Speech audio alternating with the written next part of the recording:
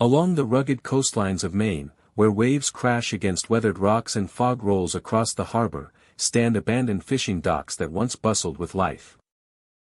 By day, the docks are silent, decayed, and forlorn, with rotting wood and frayed ropes swaying in the wind.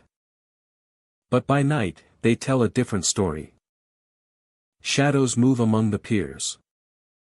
Lanterns flicker with no source.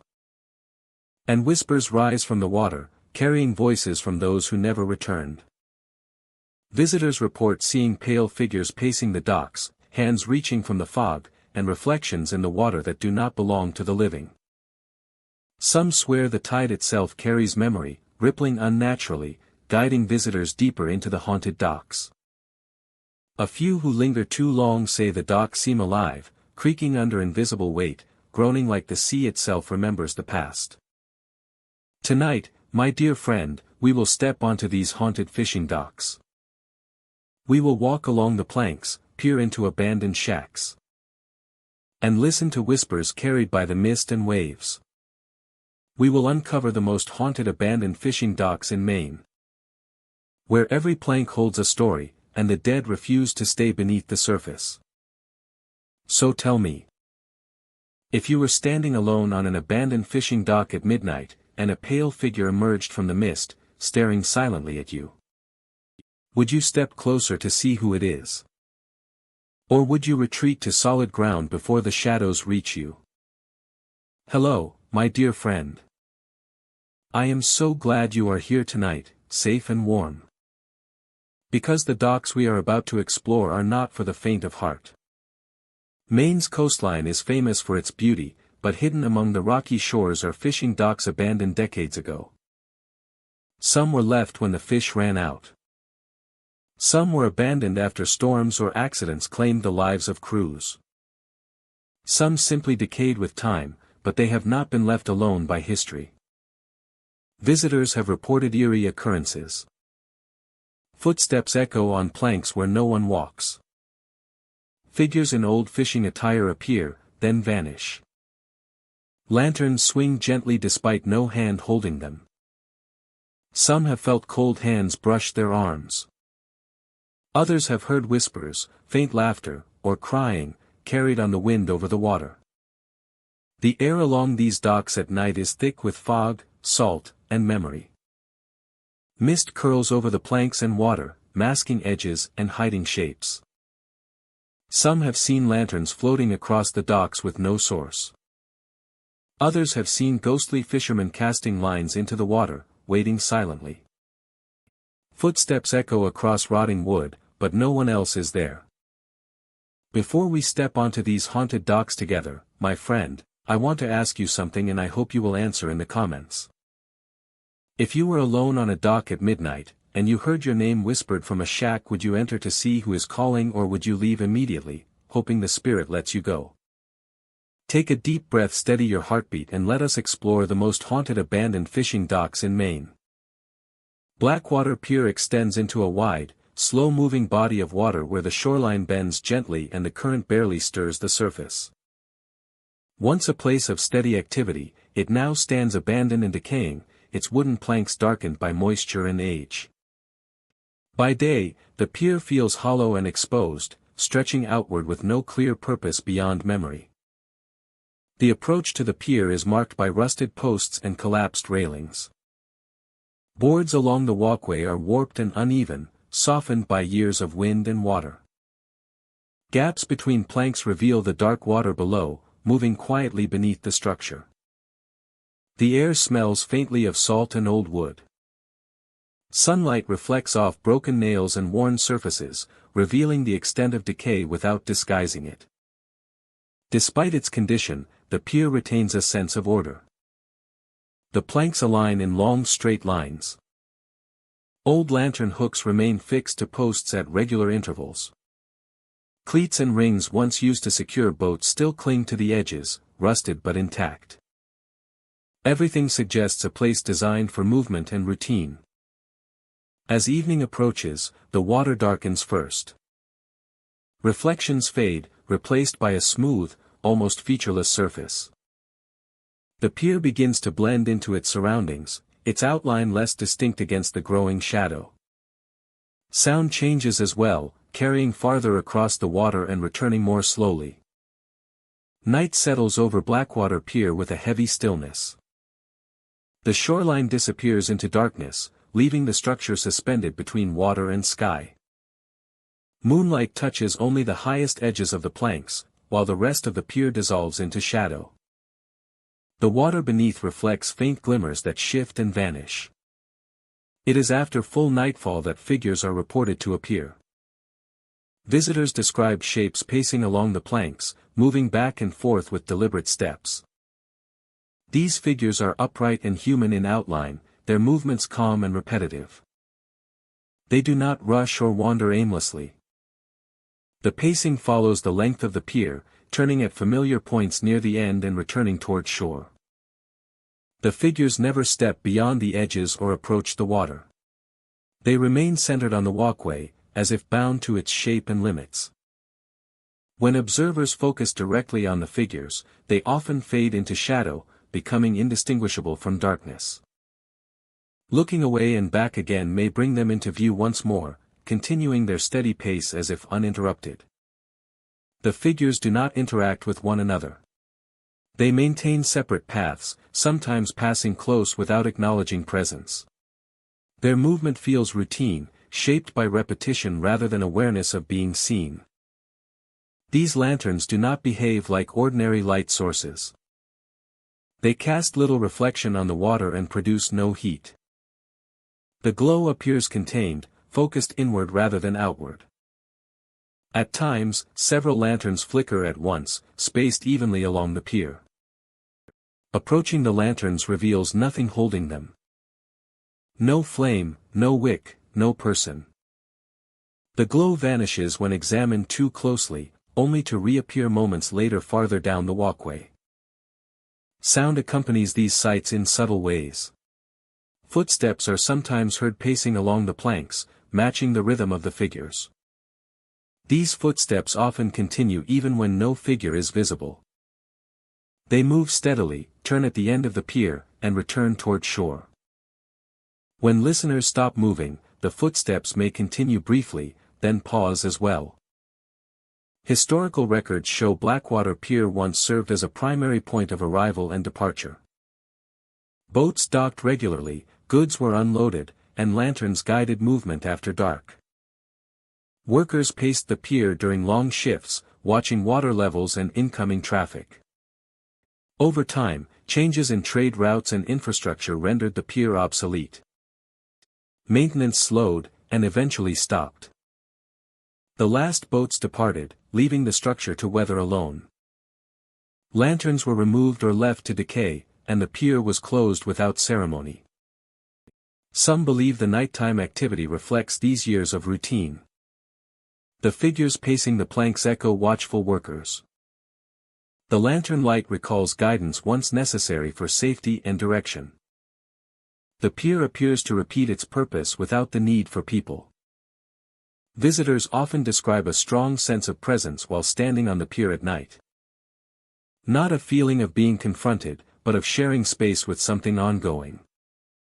The pacing figures and flickering lights create the impression of work continuing quietly.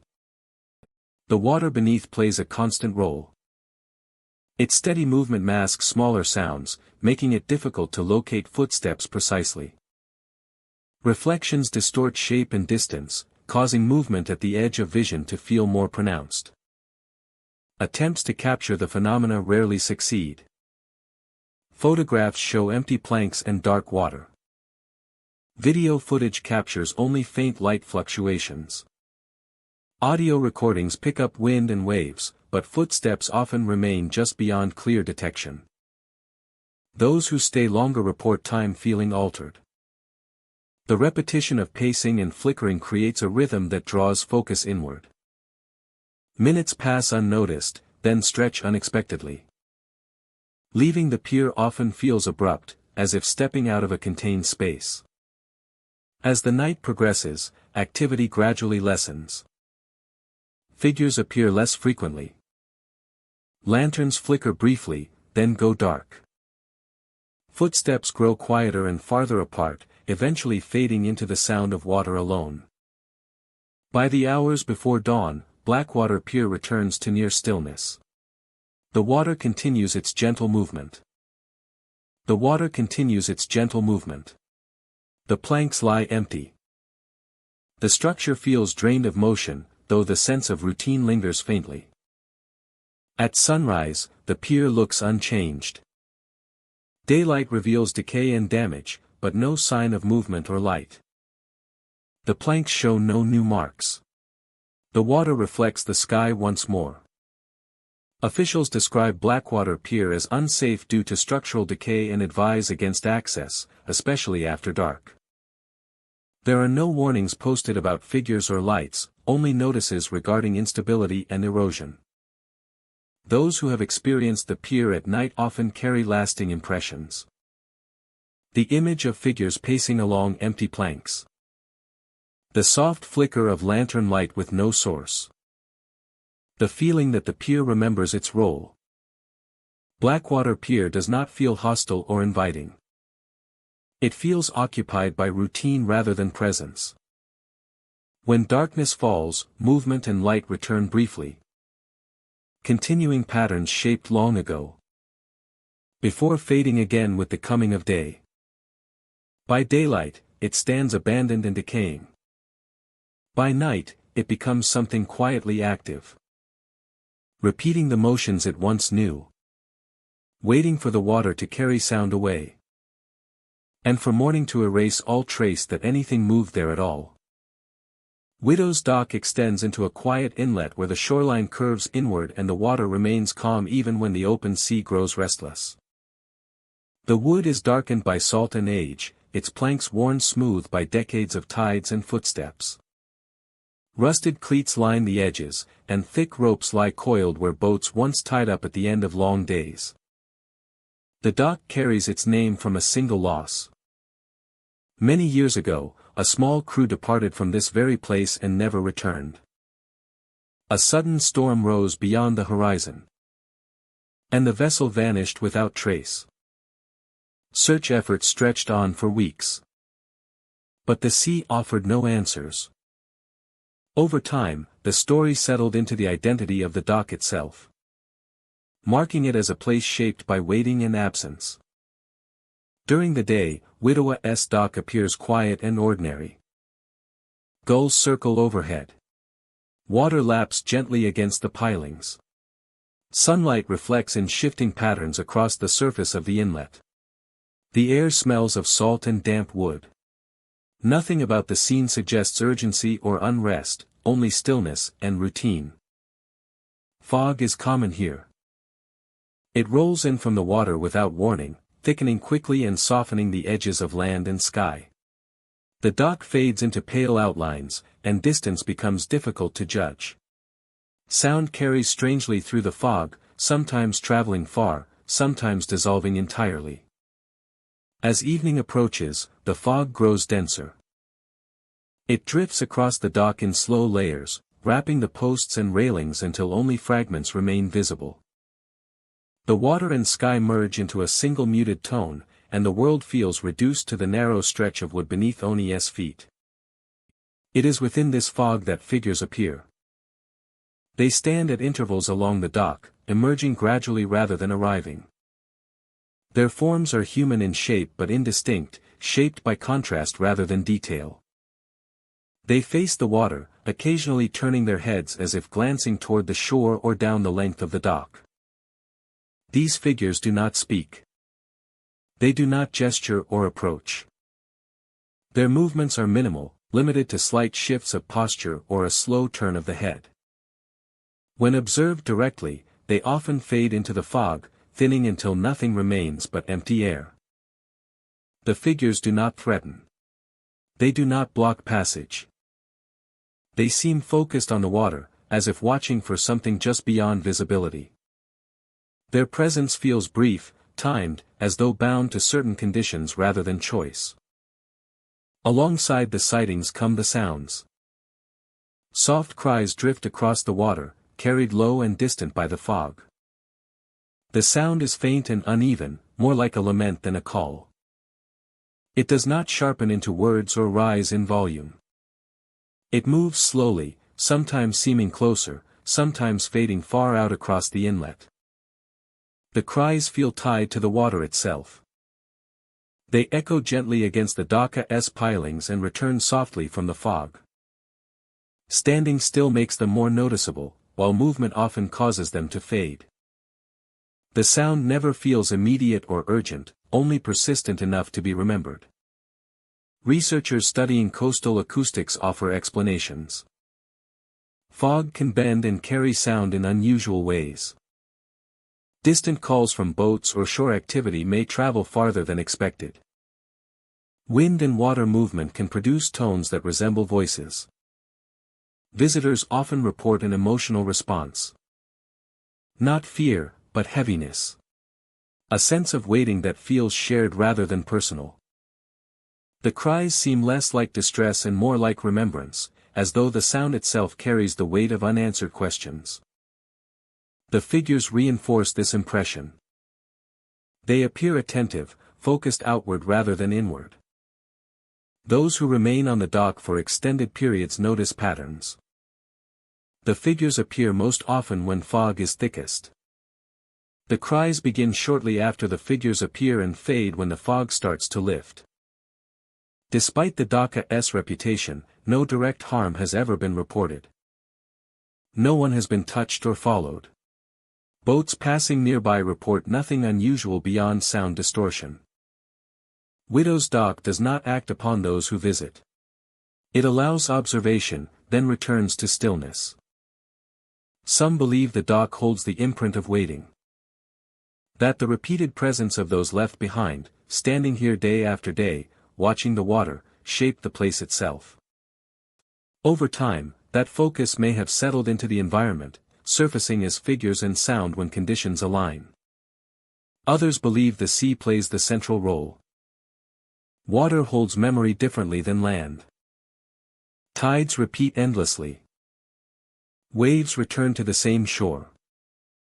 The dock, extending into this rhythm, may simply amplify patterns of movement and sound that already exist. Those who leave often do so quietly. Conversation feels unnecessary. The experience lingers, not as a story easily told, but as a sensation. The image of figures glancing silently through fog stays vivid, even after the dock disappears from view. As the fog lifts and daylight returns, Widow's Dock appears unchanged. The figures are gone. The cries fall silent. Gulls return. Water resumes its gentle movement against the pilings. The dock stands empty once more, a simple structure of wood and iron. Where the boundary between sea and sky softens, and sound carries emotion without words. In the fog, figures still appear to glance across the water. Soft cries still drift where waves meet wood. And when the air clears, the dock releases its hold, standing quietly at the edge of the inlet, waiting as it always has, facing the open sea. Ashen Bay Dock stretches out into quiet water where the shoreline bends inward and the wind carries the scent of salt and old wood. By day, the dock looks tired but stable, its weathered planks bleached pale by years of sun and spray. Broken ropes hang loosely from iron cleats, their fibers stiff and frayed, swaying slightly even when the bay appears calm. The water here is shallow and dark, reflecting the sky in muted tones. Small waves tap gently against the pilings below, producing a slow, hollow rhythm. Gulls circle overhead but rarely land, as if the dock no longer offers anything worth claiming. At the far end of the pier stand several abandoned shacks, once used for storage and shelter. Their walls lean subtly, boards warped and split by moisture. Doors hang unevenly on rusted hinges. Windows are clouded with salt residue, allowing light in but revealing little of what lies inside. As evening approaches, the atmosphere at Ashen Bay begins to change. The wind softens, and sound seems to pull inward toward the water. Footsteps on the dock grow quieter, absorbed by damp wood. The bay reflects less light, its surface smoothing into a dark mirror. That feels deeper than it should. Visitors walking the length of the dock often notice the temperature drop near the shacks. The air grows cooler and heavier, carrying a faint chill that settles on exposed skin. Even on warm nights, breath can appear briefly in thin clouds before fading. It is inside the shacks that movement is first seen. At first, it is easy to assume these are tricks of light. Reflections from the water. Shadows cast by passing clouds.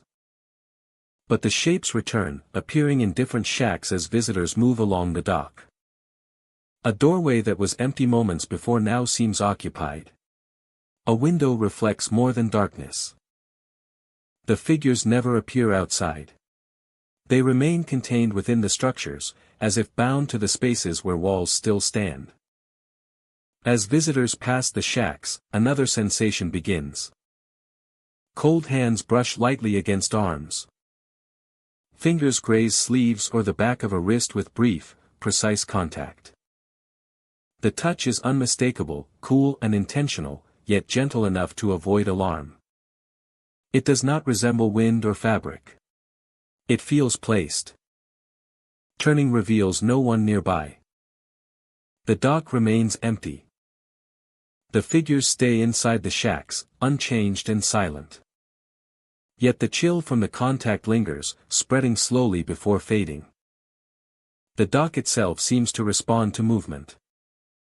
Planks creak softly underfoot, not from strain, but as if acknowledging weight.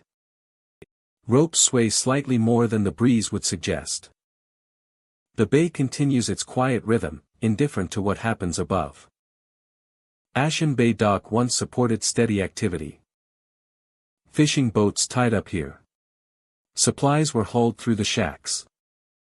Lanterns lit the pier after sunset, guiding crews back from the water. Over time, the work slowed, then stopped entirely. Boats moved on.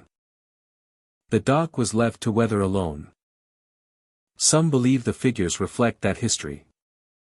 Shapes lingering where people once waited. Presence remaining inside shelters built for rest and preparation. The cold touches feel like passing contact in narrow spaces, brief and familiar. As darkness deepens, the figures inside the shacks become more defined, though still indistinct. They shift subtly, appearing closer to doorways or windows, then receding again. Their movement is minimal, deliberate, and silent. The sensation of touch becomes slightly more frequent near the far end of the dock. A brush against the forearm. A light contact at the elbow. The hands never grip. They never pull. They pass and withdraw, as if careful not to intrude. As though governed by unspoken rules. Everything occurs within quiet limits, as though governed by unspoken rules. The atmosphere feels restrained, controlled. Despite the unsettling nature of the experience, panic rarely takes hold. The dock does not feel threatening. The atmosphere feels restrained, controlled. Those who stop walking notice a change. The touches fade. The figures seem to retreat slightly deeper into the shacks. The dock grows still, balanced, waiting. When movement resumes, the activity returns.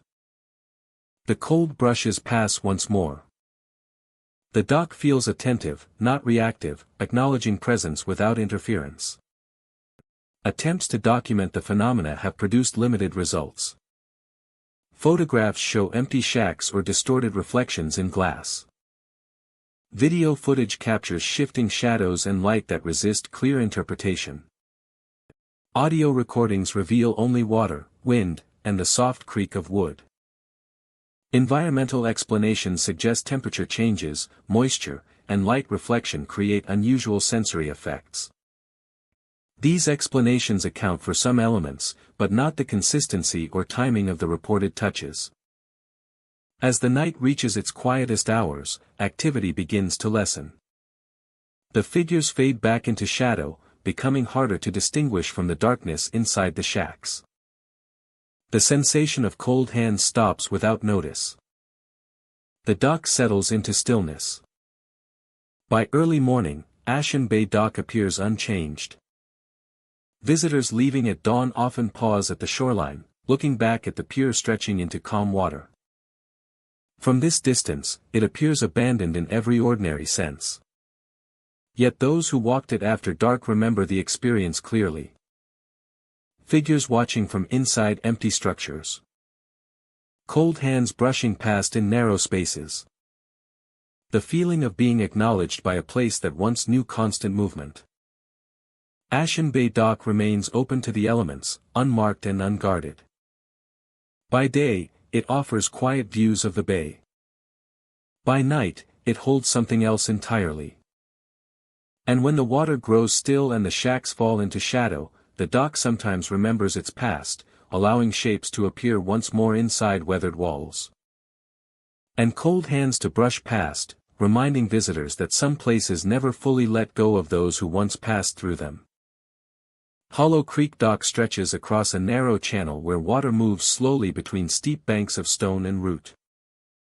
The dock is built of aged planks and darkened posts, rising just above the surface of the creek. The channel itself is quiet, shaded by overhanging trees that filter sunlight into thin, wavering lines. The creek beneath the dock flows steadily but softly.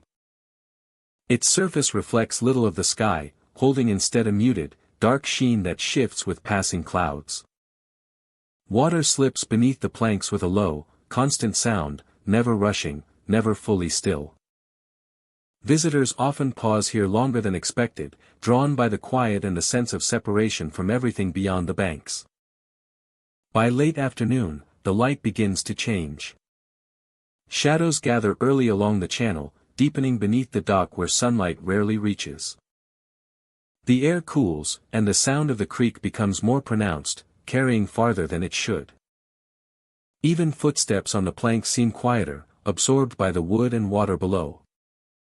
As evening approaches, Hollow Creek Dock begins to feel different. Shadows no longer stay fixed to their sources. They stretch and glide silently along the length of the dock, moving in smooth, deliberate paths. These shapes do not flicker or break apart like ordinary shadows. Visitors often notice the movement indirectly. A shift at the edge of vision. A dark shape where none was moments before. Turning to look directly usually reveals nothing unusual, only the weathered boards and still water. Yet the sense of motion remains, continuing even when the eyes turn away. They hang along the dock at regular intervals, attached to posts that show no wiring and no flame. The lanterns light without source, casting a warm, steady glow that illuminates the planks. That illuminates the planks and the slow-moving water below. They do not flicker in the breeze. They do not brighten or dim.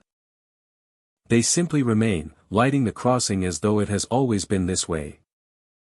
No one is ever seen lighting them.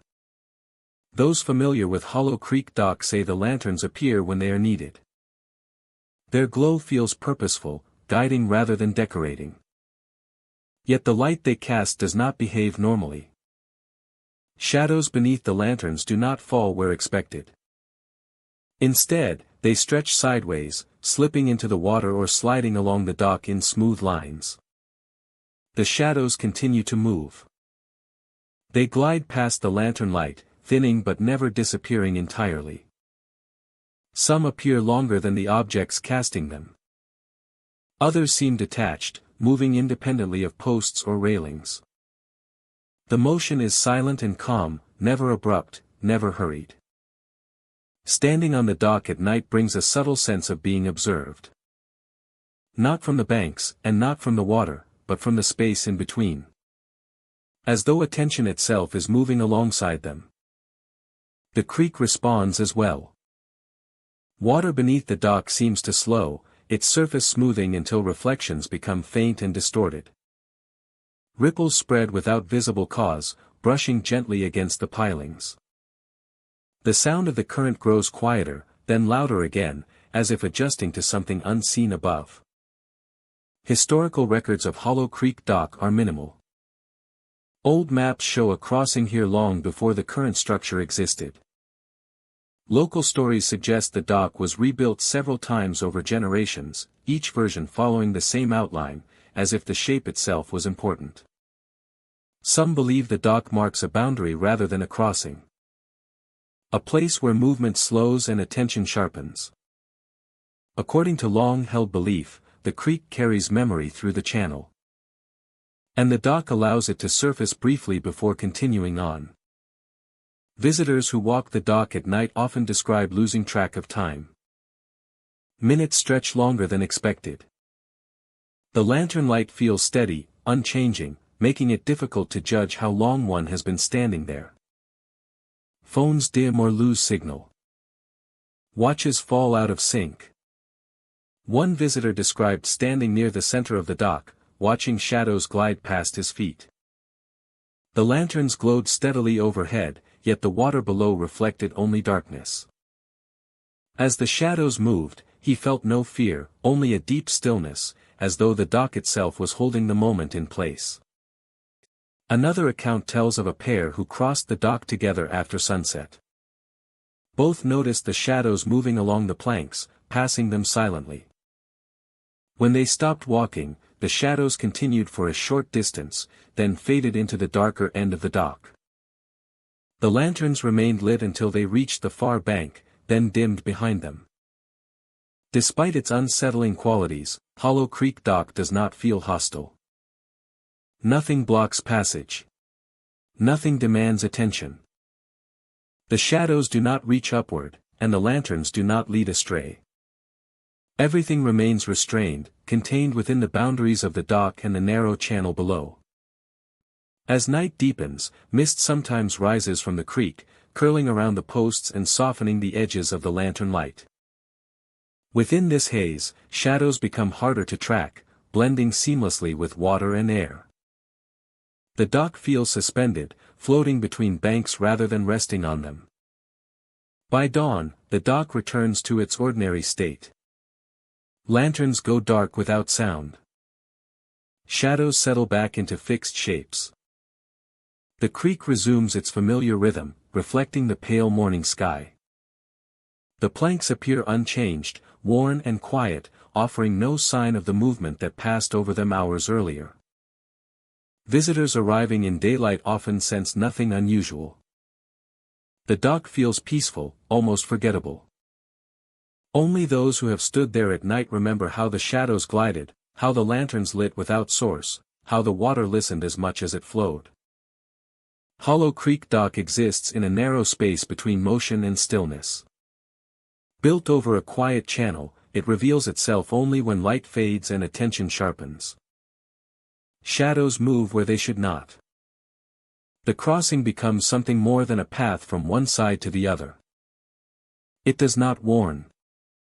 It does not trap. It simply waits. For the creek to slow.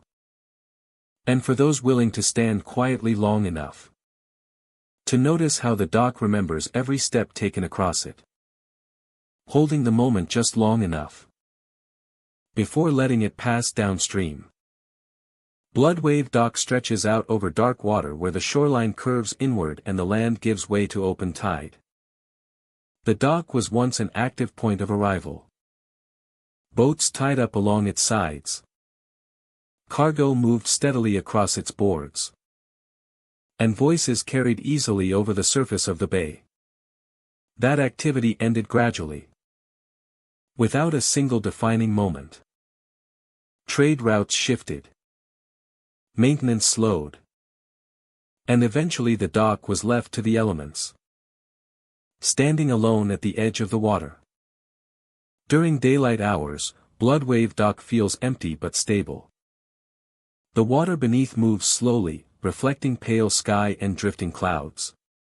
Gulls circle overhead, though few choose to land. The air smells faintly of salt and damp wood. Every sound feels distant, softened by open space and steady tide. As evening approaches, the character of the water begins to change. The surface grows smoother, more uniform, as if settling into anticipation. The dock itself becomes harder to distinguish from its surroundings, its edges dissolving into shadow. Night arrives quietly. Moonlight spreads across the bay, and it is then that the water beneath the dock begins to glow. The light is faint and diffuse, not bright enough to illuminate the planks above, but strong enough to tint the surface with a pale, wavering sheen. It moves gently with the tide, rising and falling without pattern. Scientists have noted natural bioluminescence in nearby waters, yet this glow behaves differently. It appears only beneath the dock, fading as the water drifts away from the structure. Artificial light produces no similar effect, while moonlight alone seems to draw out the glow. As the glow strengthens, movement is often reported on the dock itself. Figures are seen rising slowly from the planks, emerging as if from within the wood rather than stepping onto it. They take shape gradually, their outlines forming first, followed by a suggestion of posture and stance. These figures appear human in proportion, upright and still. They seem to assemble in place, as though the dock is giving them form. Once fully visible, they remain motionless for several moments. Their surfaces lack detail, their darkness contrasting with the dim light. They do not cast shadows or disturb the planks beneath them. When they move, it is minimal, limited to slow turns or slight shifts in position. Observers note that the figures often appear near the same points along the dock, particularly where boats once tied up. After a brief period, they sink back down, fading into the wood until nothing remains but empty boards and the sound of water below. Alongside these appearances, visitors report hearing whispers. The sound is soft and close, forming near the listener rather than traveling across the open air. It does not echo or carry like normal speech. Instead, it seems to rise directly into awareness. The whispers speak names. They are clear and unmistakable, spoken calmly and without urgency. Those who respond to the whispers often report an immediate change. The figures linger longer before fading. For this reason, experienced visitors advise remaining silent and leaving the dock once whispers begin. The whispers never become loud. They remain just above the threshold of hearing, requiring attention to perceive. Ignoring them often causes the sound to fade gradually, replaced by the steady rhythm of water against wood. Historical records offer limited explanation. Bloodwave Dock was active during periods of night travel, when lantern light reflected off the water and voices carried across the bay. Names were often called out to guide boats in, warn of changing tides, or confirm arrivals in low visibility. Some believe the dock absorbed these routines, repeating fragments of sound and motion under specific conditions. Others suggest the water itself plays a role, reflecting more than light when the night is still enough. Visitors often describe a strong sense of recognition while on the dock at night. Not fear, but the feeling of being acknowledged. The whispers feel directed, intentional, as if the dock knows who is standing on it.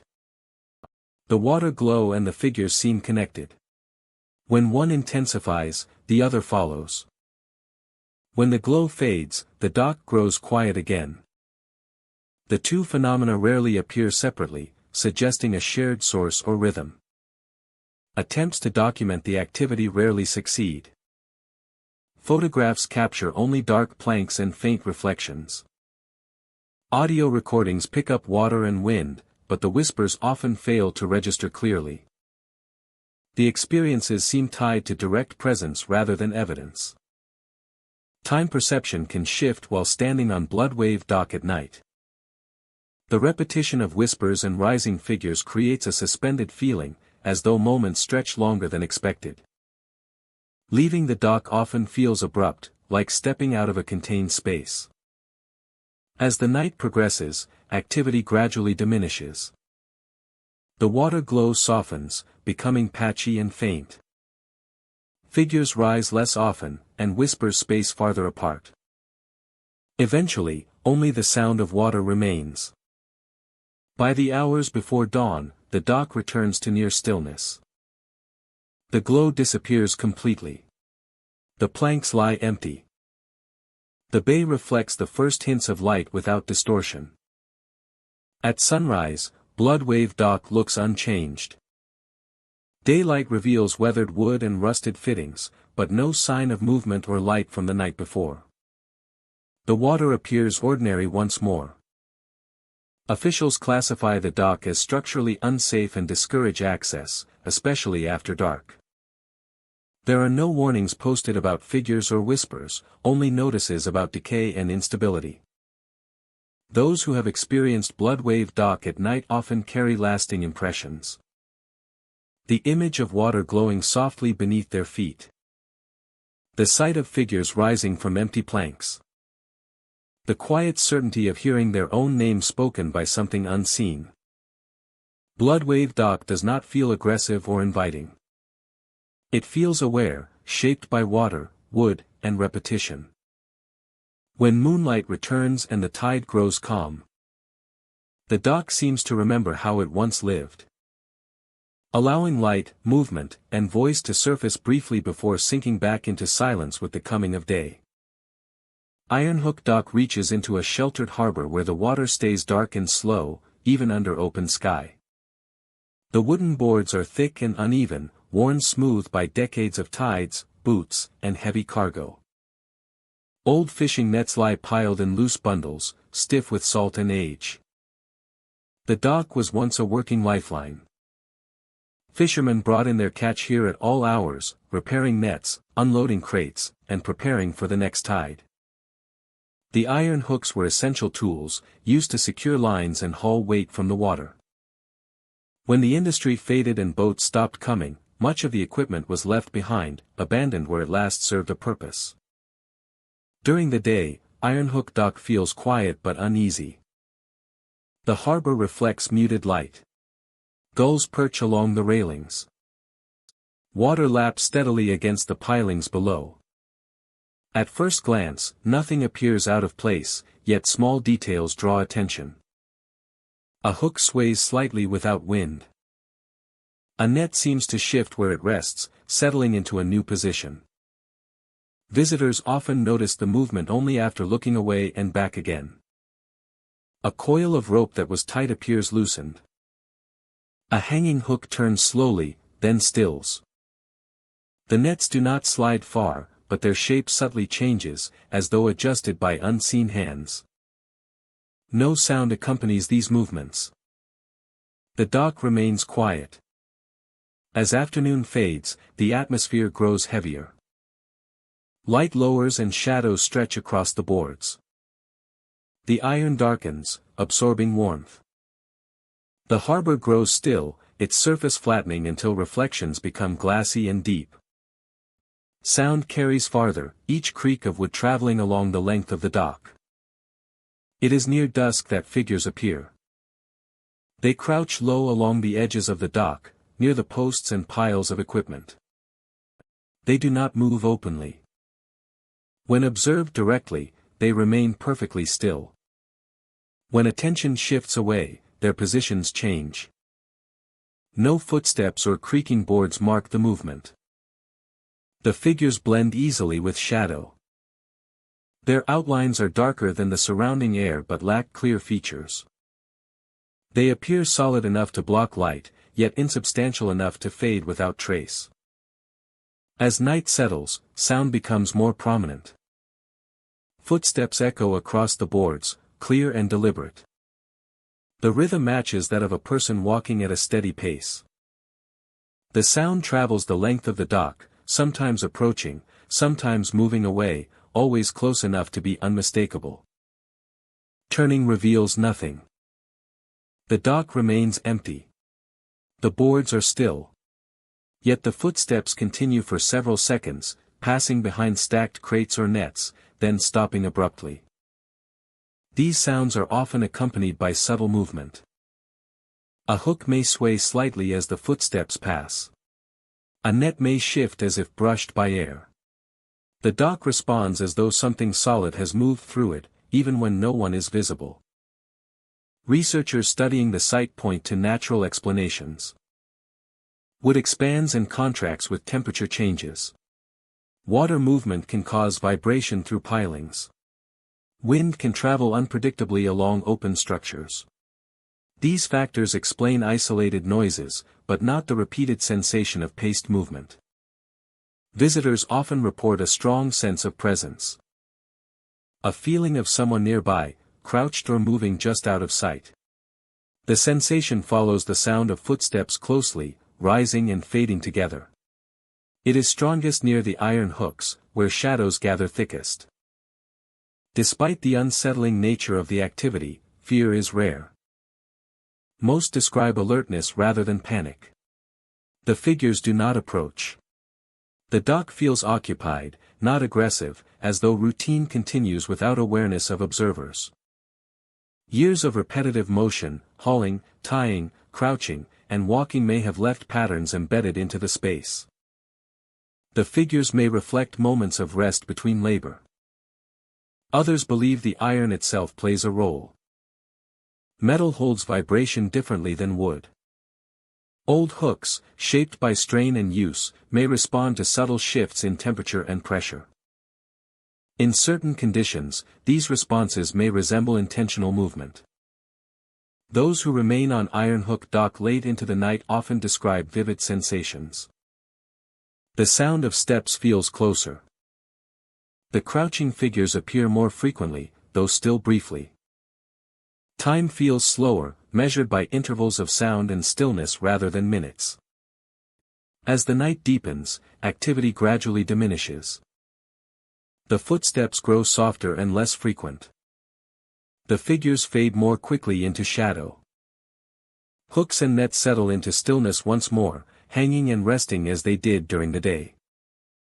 Sunlight reveals quiet boards, motionless equipment, and calm water. No trace of the night's activity remains.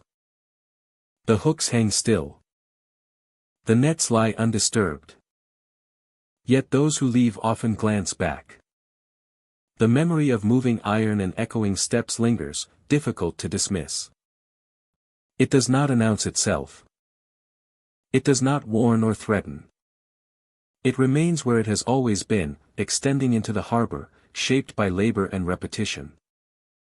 When conditions align, it reveals subtle movement and sound, patterns shaped by long use rather than intent. Nets still appear to shift. Footsteps still echo, following paths worn into wood long ago.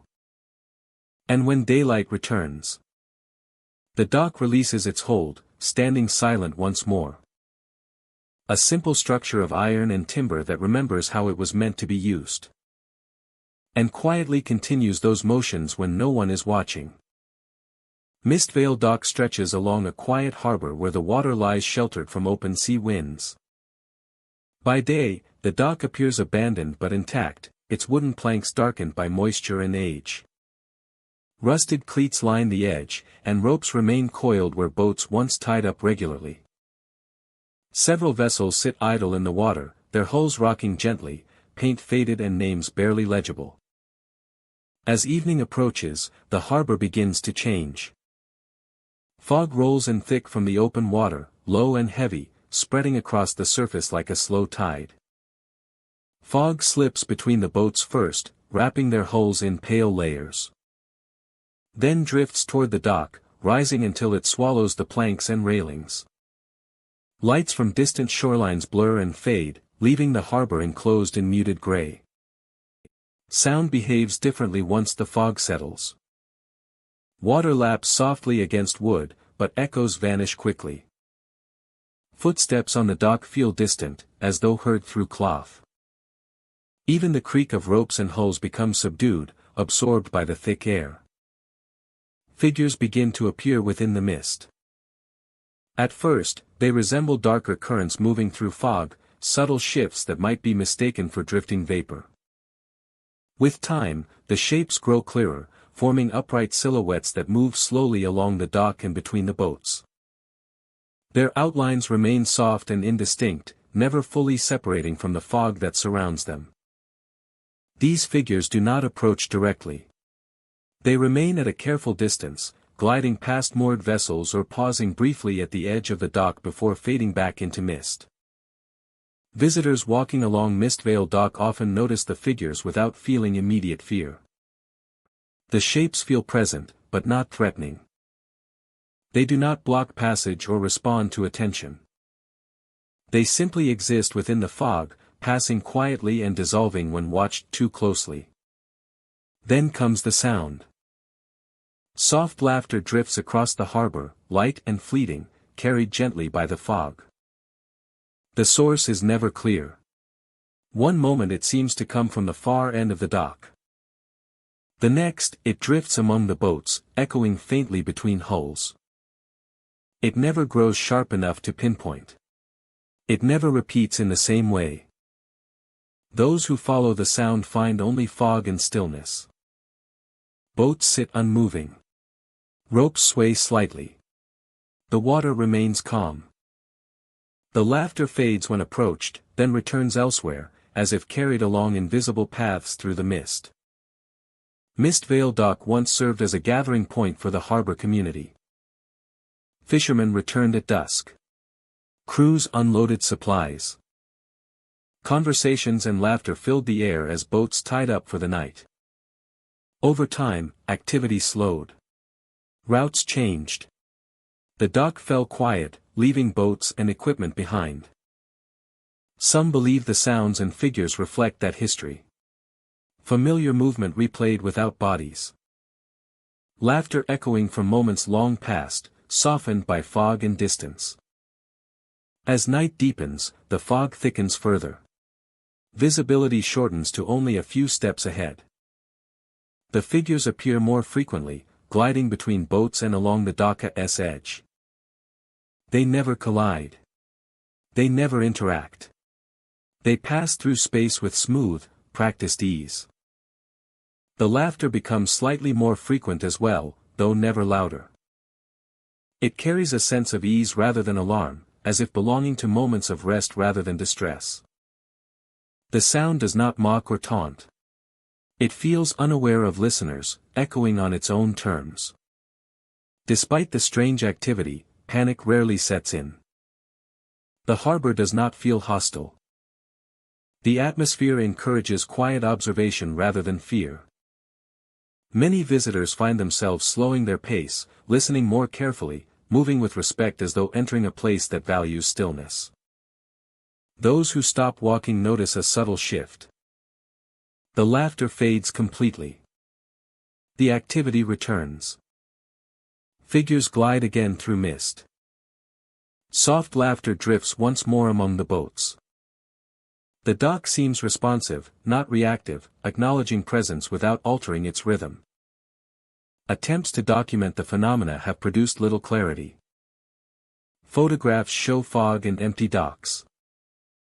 Video footage captures drifting mist with occasional shadowy movement that resists definition. Audio recordings sometimes pick up faint, indistinct sounds, but nothing clear enough to identify.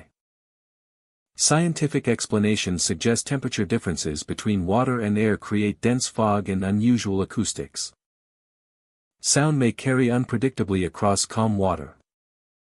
Visual distortion may account for shifting shapes. These explanations describe parts of the experience, but not its consistency or emotional tone. As the night reaches its quietest hours, activity begins to fade. The figures appear less often, dissolving more quickly into the mist. The laughter becomes rarer, softer, until it stops entirely. The fog loosens its hold, lifting slightly from the water. By early morning, Mistvale Dock appears unchanged. Boats sit quietly. Planks glisten with moisture. The fog thins into scattered wisps, revealing an ordinary harbor at rest. Those who leave before dawn often pause at the shoreline, looking back as the dock emerges from mist. In daylight, it seems peaceful and empty, offering no hint of what the night contained. Yet those who walked it in fog remember clearly. The shapes moving just beyond reach. The laughter echoing softly among silent boats. The sense of sharing space with something unseen but familiar. Mist Vale Dock remains open to the harbor and the elements. By night, when fog rolls thick across the harbor, it becomes something else entirely. Figures appear in the mist. Laughter drifts gently through the air. And for a short while, the harbor remembers itself, alive with motion and sound. That fade again with the rising light. Shadow Harbor Dock rests within a sheltered cove where the water curves inward and sound seems to linger longer than it should. Steep rocky walls rise on either side, blocking wind and sunlight for much of the day. The harbor feels enclosed, almost hidden, as if the coastline folded inward to keep it out of sight. A narrow dock extends into the water, its boards darkened by moisture and time. Several abandoned boats float nearby, tethered loosely or grounded along the edges of the cove. Their hulls are weathered and scarred, paint peeling in long strips. Some sit low in the water, filled with rain and debris. Others lean against the dock at odd angles, their ropes frayed but never fully broken. No records explain when they were left behind, only that they have remained here far longer than expected. During daylight, Shadow Harbor Dock feels quiet but uneasy. The water is calm, reflecting the rock walls and clouded sky in muted tones. The air carries a faint metallic scent mixed with salt and damp wood. Visitors often remark on how sound behaves here, footsteps sounding closer than they should, voices fading abruptly after only a few words. As afternoon fades, the cove darkens early. Shadows slide down the rock walls and stretch across the water, merging until the surface becomes a single dark plane. The dock creaks softly with the tide, each movement slow and deliberate. The abandoned boats shift slightly, bumping gently against one another, producing hollow knocks that echo through the cove. It is near dusk that figures are first reported. They appear crouched along the edges of the dock and the rocky shoreline, low to the ground and partially obscured by shadow. Only after a moment does their shape feel intentional. Witnesses describe a strong instinct not to approach. The figures never rise or move closer. They simply appear, remain for several seconds, then vanish as if absorbed by the dark. Looking directly at them causes their outlines to blur, blending with stone and water until nothing remains. As night settles fully, the harbor begins to fill with sound. Whispers drift across the cove, carried low over the water. They do not come from a single direction. Instead, they seem to slide along the surface, circling the dock and the boats. The sound is faint and layered, never forming clear words, yet heavy with emotion. Intermixed with the whispers are distant cries. They echo softly from somewhere beyond the rock walls, muffled and far away, as if carried from another shoreline entirely. The cries rise and fall, never growing closer, never fading completely. Their tone is difficult to identify, not sharp or sudden, but drawn out and hollow, leaving listeners unsettled without knowing why. The abandoned boats respond subtly. Their ropes tighten and loosen with no visible change in the tide. Hulls rock gently even when the water appears still. Reflections on the surface distort, stretching longer than expected. Sometimes showing movement that does not match what is seen above. Visitors standing on the dock often report the sensation of being watched from below eye level. Not from the boats themselves, but from the spaces between them. The water feels crowded despite its calm surface. Turning quickly reveals nothing unusual, yet the feeling persists. Local accounts suggest the harbor was once busier, used by fishermen and traders who relied on the covea's protection from open water. Over time, activity slowed. Boats were left behind rather than sold or dismantled. The harbor did not empty suddenly. It thinned, one departure at a time, until only routine remained. Some believe the figures along the edges represent watchers tied to the shoreline. According to long-held belief, they are bound to the boundary between land and water, appearing only where the two meet. They do not interact. They observe. Visitors who linger late into the night often experience subtle disorientation. The dock seems longer than before. The path back toward land curves slightly, forcing a longer walk. The whispers grow clearer when standing still and fade when movement resumes. The cries remain distant, never closer, never gone. One visitor described standing at the end of the dock, watching the boats drift slightly apart. Figures appeared along the rocks on both sides of the cove, crouched and motionless. As whispers moved across the water, a distant cry echoed once, then fell silent. The figures vanished at the same moment, leaving the harbor unervingly still. Another account tells of a pair who attempted to leave quickly after nightfall. As they walked, the dock creaked louder than before. And the water beneath reflected shapes not present above. Whispers followed closely, brushing against their awareness rather than their ears. Only when they reached the edge of the cove did the sound begin to fade. Despite its unsettling reputation, Shadow Harbor Dock does not feel aggressive. Nothing blocks passage. Nothing reaches out. And the cries remain distant. The atmosphere is heavy, but restrained, as though the harbor is content to remain observed rather than engaged. As mist often rolls in from the water, it fills the cove unevenly, clinging to the dock and boats. Within the haze, the figures become harder to distinguish, appearing and vanishing more quickly. The whispers soften, blending with the sound of water lapping against wood. The cries fade into echoes that feel more remembered than heard. By early morning, the harbor releases its hold. Mist lifts slowly. Sound returns to normal. The dock appears unchanged, its boards worn and damp. The boats float quietly, unmoved from their positions.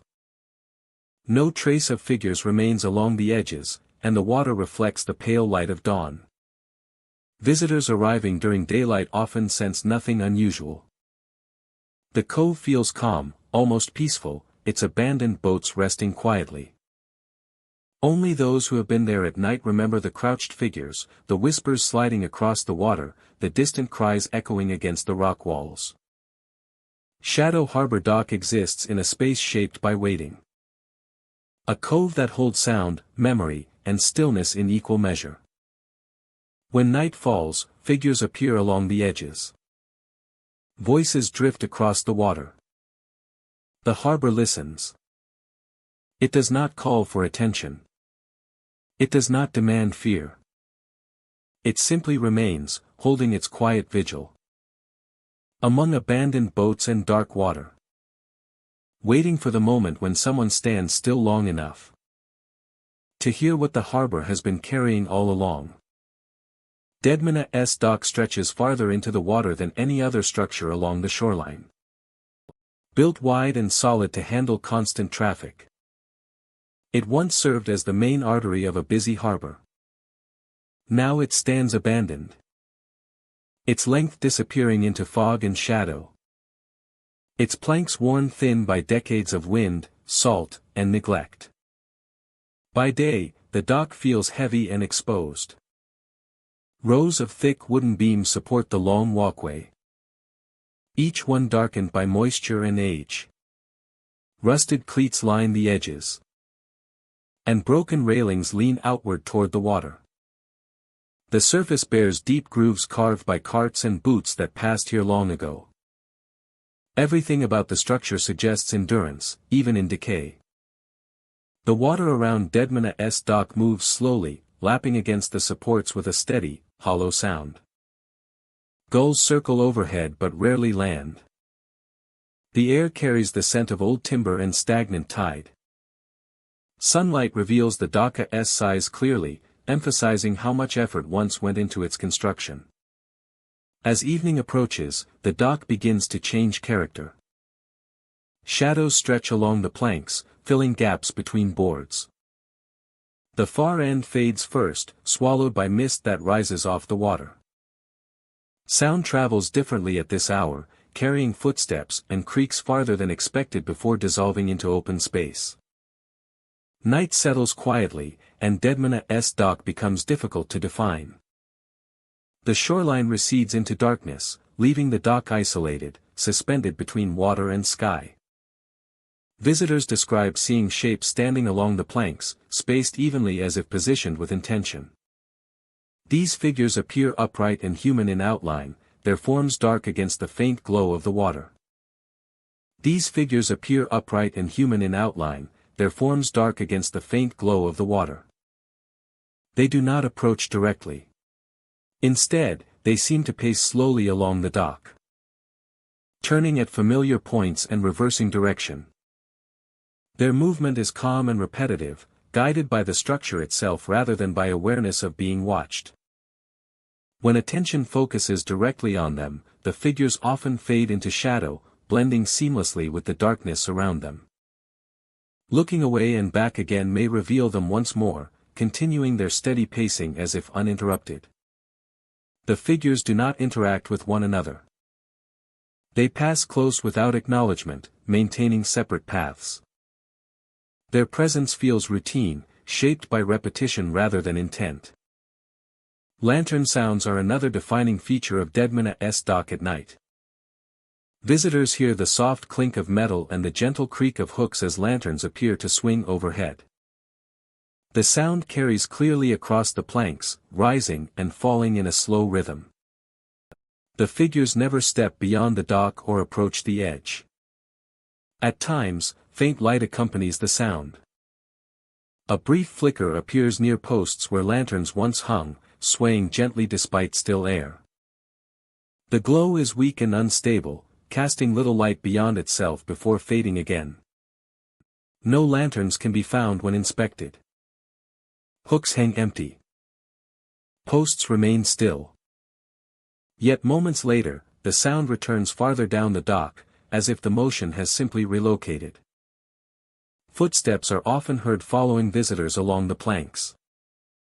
The sound is distinct and unmistakable, wood responding to weight with familiar creaks and hollow echoes.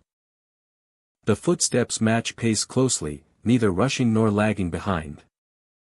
When walking stops, the footsteps often continue for a moment, then pause as well. Starting to move again brings them back, maintaining distance without ever closing it. Turning around reveals an empty stretch of dock extending into darkness. Those who linger describe the feeling as being accompanied rather than chased. The sounds do not feel aggressive. They feel observant, as though the dock itself is aware of movement and responding through echo and memory. Historical records identify Deadman's Dock as the largest and busiest in the region during its peak. Ships arrived day and night, unloading cargo under lantern light. Workers paced the length of the dock on long shifts, checking lines, watching tides, and guiding vessels safely in. Lanterns were essential here, marking the dock's edges and signaling position to incoming ships. Footsteps were constant, echoing across the planks at all hours. The dock rarely rested, even late into the night. When trade declined and routes shifted, the dock was gradually abandoned. Maintenance stopped. Lanterns were removed or left to decay. The last crews departed without ceremony, leaving the structure intact but unused. Some believe the nighttime activity reflects these years of constant routine. The pacing figures echo workers who once walked the planks endlessly. The swinging lantern sounds repeat motions that guided countless arrivals. The footsteps follow patterns carved into the wood itself. Visitors often report a subtle distortion of time while on the dock at night. Minutes stretch longer than expected. The repetition of pacing, light, and sound creates a rhythm that draws focus inward. Leaving the dock can feel abrupt, like stepping out of a contained space. Sound behaves unpredictably here. Water masks some noise while amplifying others. A single footstep can echo far down the dock, then vanish without reflection. Lantern sounds drift, difficult to place, seeming both near and distant. attempts to document the phenomena rarely succeed. Cameras capture only dark planks and still water. Audio recordings pick up wind and tide, but footsteps and lantern sounds often fail to register clearly. The experiences seem tied to direct presence rather than evidence. As the night progresses, activity gradually diminishes. Figures appear less often and linger for shorter periods. Lantern sounds grow softer and more sporadic. Footsteps fade into the background of water and wind. By the hours before dawn, Dead Man's Dock returns to near silence. The planks lie empty. The water continues its slow movement. The structure feels drained of motion, though a sense of routine lingers faintly in the air. At sunrise, the dock looks unchanged. Daylight reveals cracked boards, rusted metal, and long shadows cast by posts. No sign remains of figures or light. The water reflects the sky as it always has. Officials describe Dead Man's Dock as unsafe due to advanced decay and advise against access, especially after dark. There are no warnings posted about sounds or sightings, only notices about instability and erosion. Those who have walked the dock at night often carry lasting impressions. The image of figures pacing along empty planks. The sound of lanterns swinging where none hang. The unmistakable sense of footsteps following just out of sight. Dead Man's Dock does not feel hostile or inviting. It feels occupied by memory and routine. When darkness settles and the water grows calm, the dock seems to remember its purpose, allowing movement and sound to surface briefly before returning to stillness with the coming of day. By daylight, it stands abandoned and silent. By night, it becomes something quietly active. Repeating the motions it once knew. Waiting for the tide to carry the echoes away. And for morning to erase all trace that anything ever walked there at all. Hollow Bay Dock stretches into a quiet inlet where the water stays calm and reflective, even when weather shifts beyond the mouth of the bay. The pier is long and narrow, built from weathered planks that creak softly underfoot. Along its length stand several small cabins, each one simple and closely spaced, their doors facing the water as if waiting for boats that no longer arrive. The cabins were once used by fishermen and harbor workers. They served as storage, shelter, and places of brief rest between tides. Nets were mended here. Lanterns were lit at dawn and dusk. Over time, activity slowed, and the dock gradually emptied. Boats departed for other harbors, and the cabins were left behind, locked or abandoned with little ceremony. During the day, Hollow Bay Dock feels still but not abandoned. Sunlight glints off the water, casting slow ripples of light across the undersides of the pier. Gulls perch along the railings and cabin roofs. The air smells of salt and old wood. The cabins stand quietly, their windows dark, their paint faded by years of sun and spray. There is a sense of closeness here. The cabins are positioned just far enough apart to allow narrow walkways between them. These spaces feel enclosed, especially when the tide is high and water laps close to the boards. Sound travels easily along the pier, footsteps carrying farther than expected. As afternoon fades, the light softens. Reflections deepen. Shadows stretch between the cabins, linking them together in long, uneven shapes. The light softens. Reflections deepen. Shadows stretch between the cabins, linking them together in long, uneven shapes.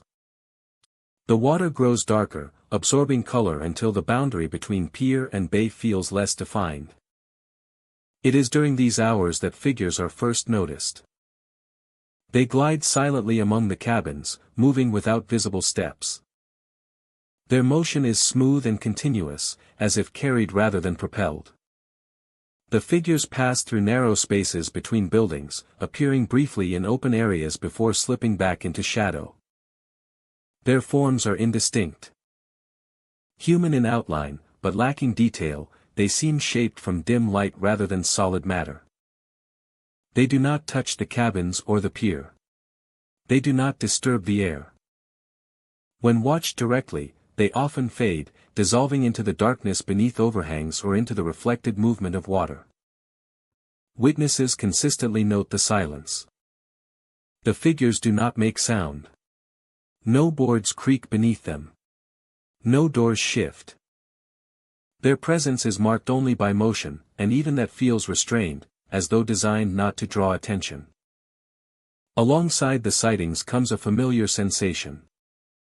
Visitors often report the feeling of a presence walking beside them as they move along the pier. It matches their pace closely, neither overtaking nor lagging behind. Turning reveals nothing. Stopping causes the sensation to pause as well, resuming when movement begins again. It does not crowd or press in. Simply accompanying, maintaining a steady proximity. Like shared movement rather than surveillance. As night settles, the effect intensifies. The cabins become silhouettes against the bay. The narrow walkways feel more pronounced, guiding movement forward. The water reflects faint points of light from the sky, creating the illusion of depth beneath the pier. The gliding figures appear more frequently after dark.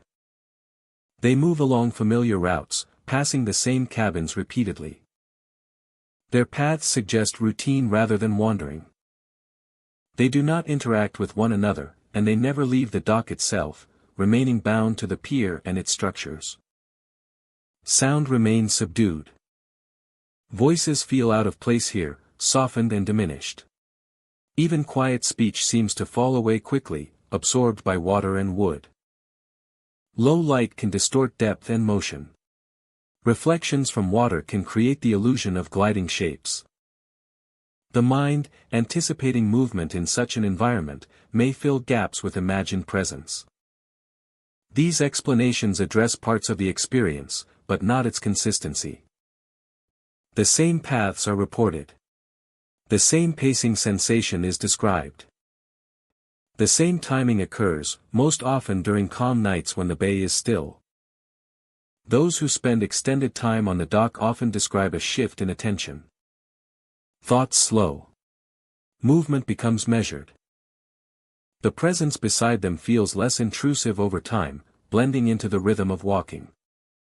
Some report unconsciously adjusting their pace to match it. There is no sense of threat. The figures do not approach aggressively. The presence does not crowd or follow when someone leaves the dock. It remains tied to the pier, releasing visitors as they step back onto shore. Local history provides few direct answers. Records indicate the dock was once busiest at night, when boats returned with their catch. Workers moved quietly between cabins, unloading supplies and preparing for morning. Movement would have been constant, purposeful, and familiar. Some believe the dock remembers that rhythm. That years of shared motion left an impression that surfaces when conditions align. The gliding figures may echo the careful movement once required on narrow boards. The walking presence may reflect the closeness of people working side by side in limited space. Others suggest the bay itself plays a role. Water carries sound and reflection unpredictably. The calm surface at night can mirror shapes and movement in subtle ways. Combined with isolation and expectation, this may create a powerful sense of companionship. The figures appear less often, dissolving more quickly into darkness. The sensation of presence weakens, then disappears entirely. The dock returns to quiet stillness, marked only by water moving gently below. By morning, Hollow Bay Dock looks unchanged. The cabins stand silent. The pier rests quietly above the bay. Sunlight returns color and clarity. There is no sign of movement or presence left behind. Yet those who leave often carry a lingering impression. Not fear, but connection. The memory of walking with something unseen. The sense that the dock was not empty, even in silence. Hollow Bay Dock does not demand belief. It does not announce itself or draw attention. It exists as a place shaped by routine, proximity, and shared movement. When the light fades and the water stills, it reveals subtle motion and quiet companionship. Among the small cabins and narrow walkways, figures still seem to glide. A presence still feels close, just at Oni's side. And when the night passes, the dock lets go, standing quietly at the edge of the bay, holding only the echo of movement that once defined it. Black Pine Dock rests at the edge of a quiet harbor where tall pine trees press close to the shoreline. Their trunks rise in dense rows, forming a dark wall around the water, as if the forest itself is guarding the inlet. By day, the dock appears still and ordinary, its planks worn smooth by time and tide, its pilings darkened by moisture and shadow. The harbor water is calm, sheltered from strong currents by the surrounding land. As evening approaches, the forest begins to change its tone. Light fades quickly beneath the pines, long before the sun fully sets. Shadows gather between the trunks, stretching toward the dock and pooling at the edges of the harbor. Visitors often notice movement in the trees before they sense anything else. Between the pine trunks, figures appear briefly, standing just inside the forest line. The forest is dense, and light plays tricks as branches sway. But the figures return, appearing again farther along the tree line, always between trunks, never crossing into clear view. When watched directly, they thin and fade, blending back into shadow. As visitors walk along Black Pine Dock, cold fingers brush lightly against an arm. A brief, precise contact grazes the wrist or elbow. The touch is unmistakable, cool and deliberate, yet gentle enough to avoid alarm. It does not resemble wind or fabric.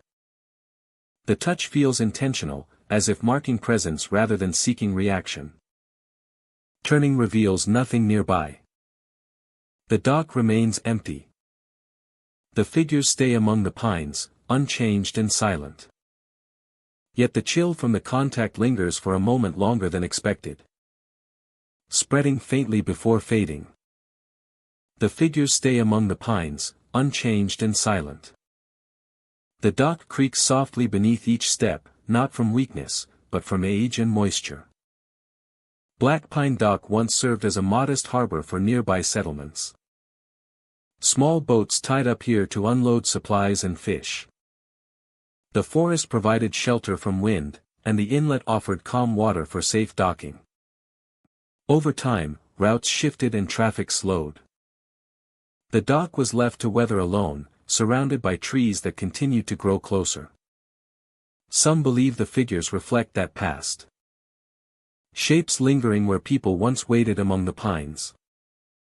Touches echoing brief contact in narrow spaces where boats and bodies moved side by side. The forest seems to remember movement even when no one remains. As night deepens, the figures between the trunks become more frequent. They appear in pairs or alone, never interacting, never stepping forward. Their positions change subtly, as if circling the harbor without crossing its boundary. The sensation of cold fingers becomes slightly more frequent near the far end of the dock. A brush along the forearm. A light touch at the shoulder. The contact remains careful and brief, never gripping, never pulling. It passes and withdraws, leaving only the memory of chill. Despite the unusual activity, panic rarely takes hold. The atmosphere does not feel aggressive. Everything occurs within quiet limits, as though governed by restraint. The figures observe. The touches acknowledge. Nothing escalates. Those who stop walking notice an immediate change. The touches fade. The figures seem to retreat deeper between the trunks, becoming harder to distinguish from shadow.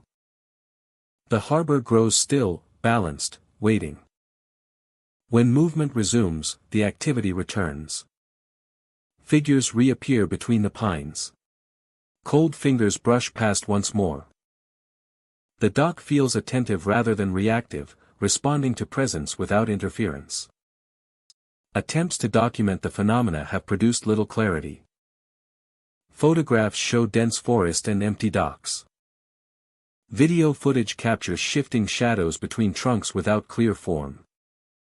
Audio recordings reveal only water, wind, and the soft creak of wood. Environmental explanations suggest temperature differences between forest and water create unusual sensations. Low light and dense tree cover may distort perception. These explanations account for individual elements, but not the consistency or precision of the reported touches. As the night reaches its quietest hours, the activity begins to lessen. The figures appear less often, dissolving more quickly into darkness. The sensation of cold fingers stops without notice. The dock settles into silence. By early morning, Black Pine Dock appears unchanged. Sunlight filters through the pines, revealing ordinary planks and calm water. The forest stands still. No figures linger between the trunks. No chill remains in the air. Visitors leaving at dawn often pause at the shoreline, looking back at the dock framed by trees. In daylight, it seems peaceful and empty, offering no sign of what the night contained. Yet those who walked it after dark remember clearly. The shapes watching from between pine trunks. The cold fingers brushing past in still air. The feeling of being acknowledged by a place where forest and water quietly converge. Black Pine Dock remains open to the elements, unmarked and unguarded. By day, it offers calm views and quiet reflection. By night, it becomes something else. When darkness settles beneath the pines and the harbor grows still. Figures appear between trunks. Cold fingers brush lightly against passing arms. The dock remembers the movement it once held, if only for a while. Ghostlight Dock extends into a quiet inlet where the water lies dark and still for most of the year. The shoreline curves inward, shielding the dock from open currents and distant noise. During the day, the place feels ordinary, even peaceful. Weathered planks creak softly underfoot, and old pilings rise from the water like worn markers of long use. Boats once tied here are gone now, leaving only faint lines where ropes once rested. As daylight fades, the atmosphere begins to shift. Fog rolls in low from the water, spreading slowly across the surface before climbing the dock itself. It moves with intention rather than wind, filling the spaces between boards and wrapping around the pilings. Sound dulls quickly. Even nearby movement feels far away, as if the dock is separating itself from the rest of the shoreline. It is during this time that the lanterns appear. Soft points of light rise gently along the length of the dock. There are no hooks, no chains, no visible flames. The lanterns glow steadily, warm and controlled. Casting smooth circles of light onto the wood and the water below. They drift at a slow walking pace, never colliding, never rushing. As if following an invisible path laid out long ago. Visitors often pause, unsure of what they are seeing. The lanterns feel familiar, comforting even, like guidance offered without words. Many find themselves walking beneath the lights without realizing it, steps matching the gentle rhythm of the glow ahead. Along the piers branching from the main dock, figures begin to appear. They stand silently near the edges, upright and motionless, facing the water. Their shapes are pale against the dark inlet, softened by fog and distance. They do not turn. They do not react to movement or sound. Their presence feels steady, deliberate, as if standing watch rather than waiting. At first, these figures are easy to mistake for other visitors. Only after noticing their complete stillness does unease set in. They do not shift their weight. They do not breathe visibly. When attention drifts for even a moment, they vanish, leaving the pier empty and unchanged. Fog thickens as night settles. Within it, Pale faces are sometimes seen, emerging briefly from the haze before dissolving again. They appear close, often at eye level, features faint but unmistakably human. No expression lingers long enough to interpret. The dock feels aware rather than threatening. Sounds are minimal. Water laps gently against the pilings. Lanterns continue their slow movement, lighting sections of the dock while leaving others in shadow. Time behaves differently here. Minutes stretch longer than expected. The lanterns do not dim or brighten, making it difficult to judge how long one has been standing beneath them. Phone screens grow unresponsive. Watches lose accuracy. The world beyond the fog feels distant and unimportant, as if the dock has narrowed attention to the present moment alone. Local accounts suggest Ghostlight Dock has existed in some form for generations. Old maps mark a crossing or landing here long before modern construction. Fishermen once used the inlet for shelter during storms, tying their boats to the same pilings that remain today. Over time, use declined, and the dock was left mostly untouched. Stories of the lanterns began quietly. At first, they were dismissed as reflections or drifting lights from boats offshore. But the patterns repeated too consistently.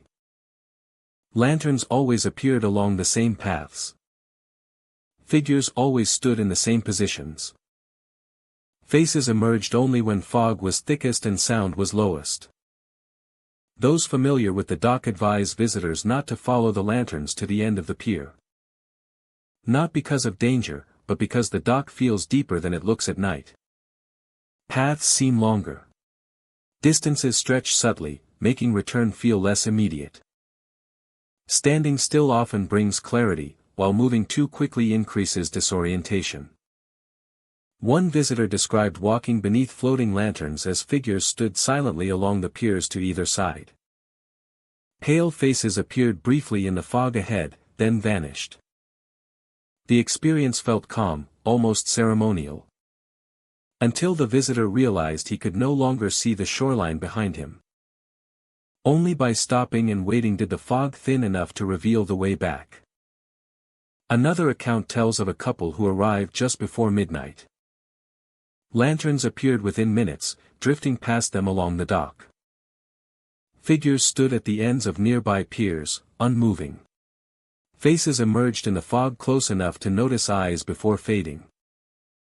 Neither felt fear, but both described a strong urge to leave quietly, without drawing attention.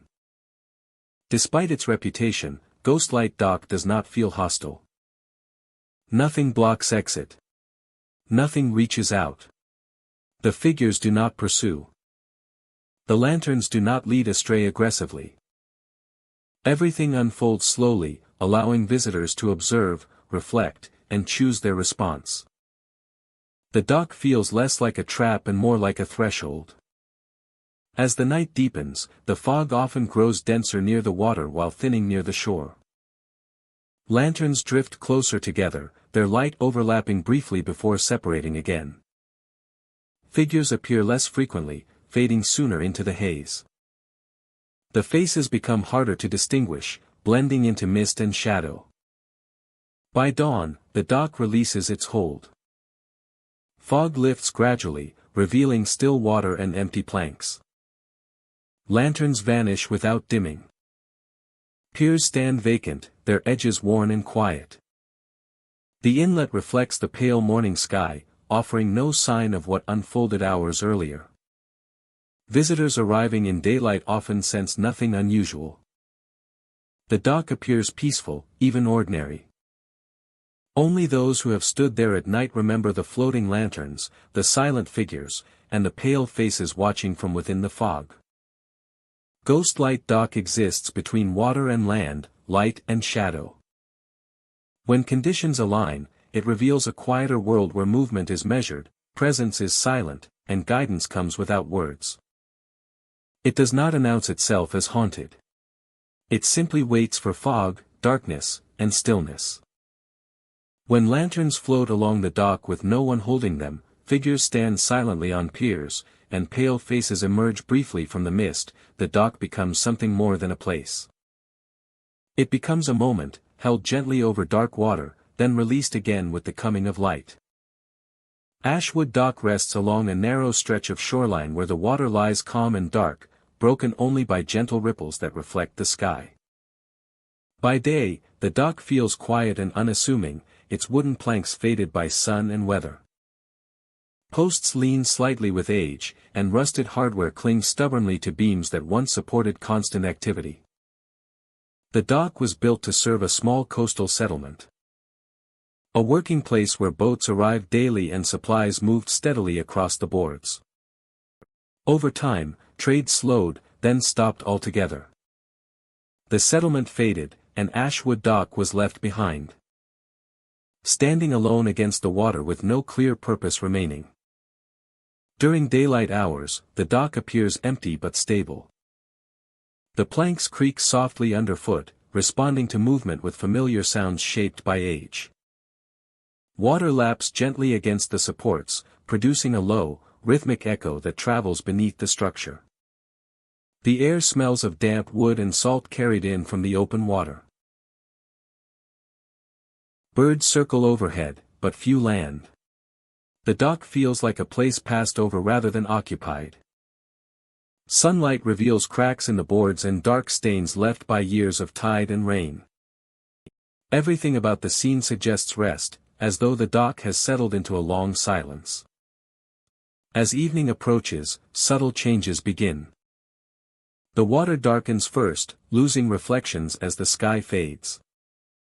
Shadows stretch across the planks, filling the gaps between boards. The far end of the dock becomes harder to distinguish, blending into the growing darkness beyond. Night arrives quietly at Ashwood Dock. Moonlight touches the water and catches on the edges of the planks, creating thin lines of silver that shimmer and fade.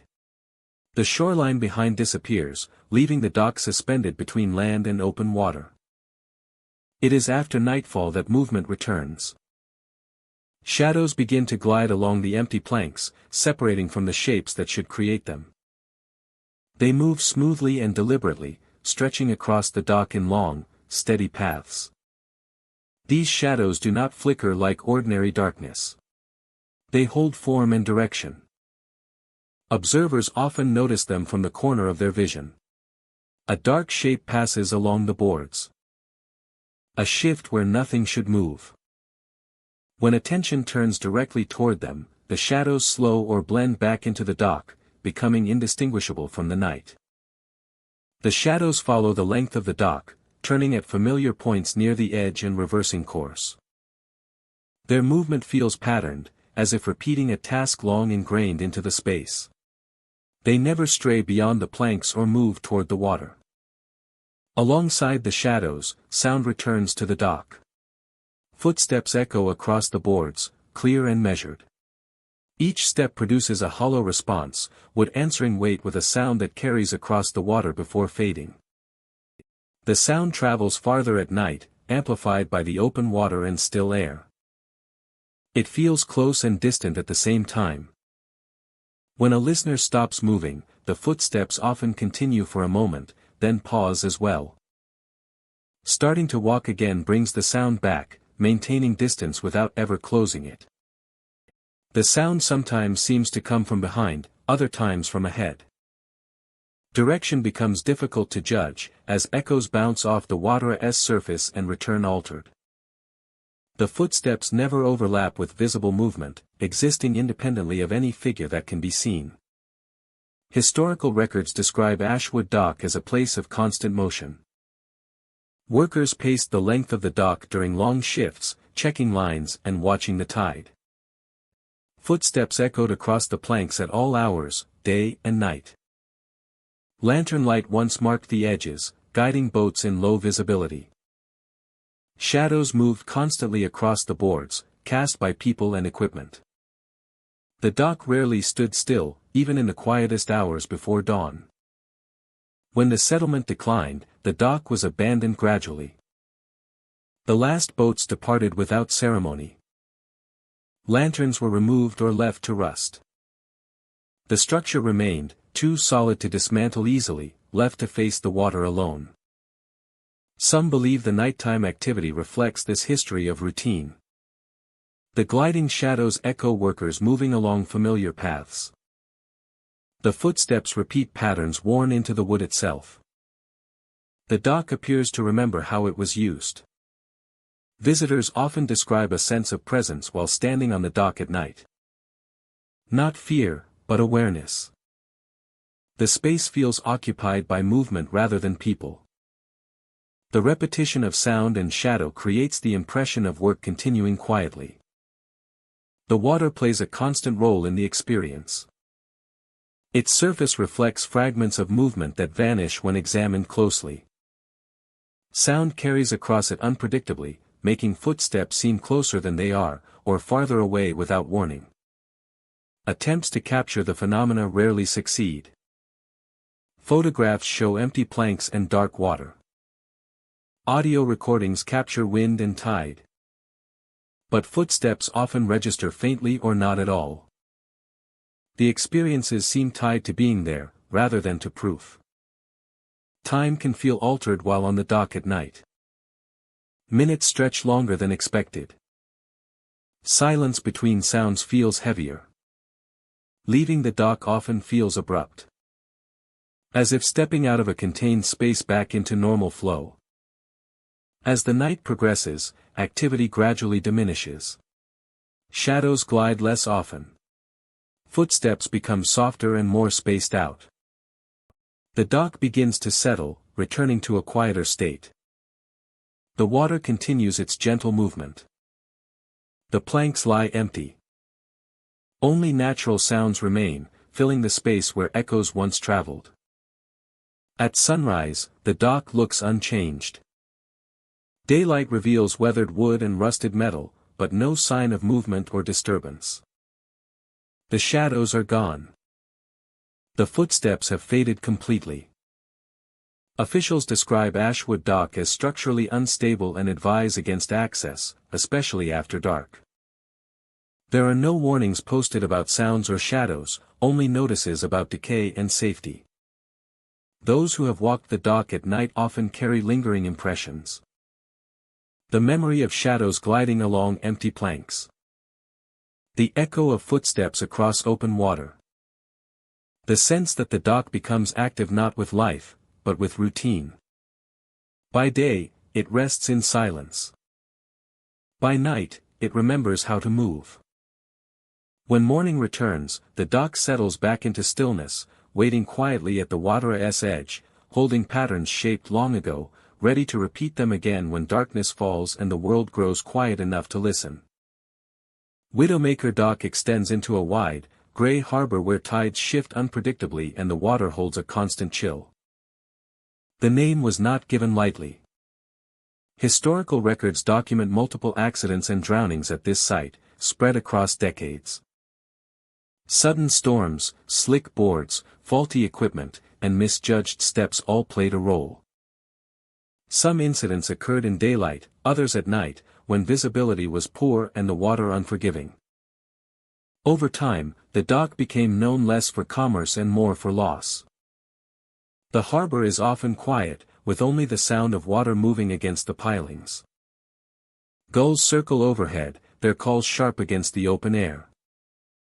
The boards creak beneath each step, reminding visitors of the dock's age and fragility. Even in sunlight, there is a sense of caution here, as though the structure demands attention. The water itself feels close. It laps just inches below the boards, dark and opaque, offering no view of depth. Reflections ripple across its surface, distorting the outlines of the pier. As evening approaches, the atmosphere begins to change. Light drains slowly from the harbor, and shadows stretch along the piers. The air cools, carrying moisture and the faint scent of salt. Sounds from the shore grow distant, replaced by a growing stillness that settles over the dock. It is after dusk that figures begin to rise. They appear along the piers, emerging gradually from shadow and mist. Their forms lift into view from near the waterline, becoming more defined as they stand upright. Human in outline but lacking detail, they remain silent and still for several moments before moving. The movement is slow and deliberate. The figures pace along the length of the piers, following the same paths again and again. They do not rush. They do not stumble. Their steps appear careful, measured, as though guided by memory rather than sight. When they reach the end of a pier, they turn smoothly and continue back the way they came. Witnesses often describe the way the figures seem to rise rather than arrive.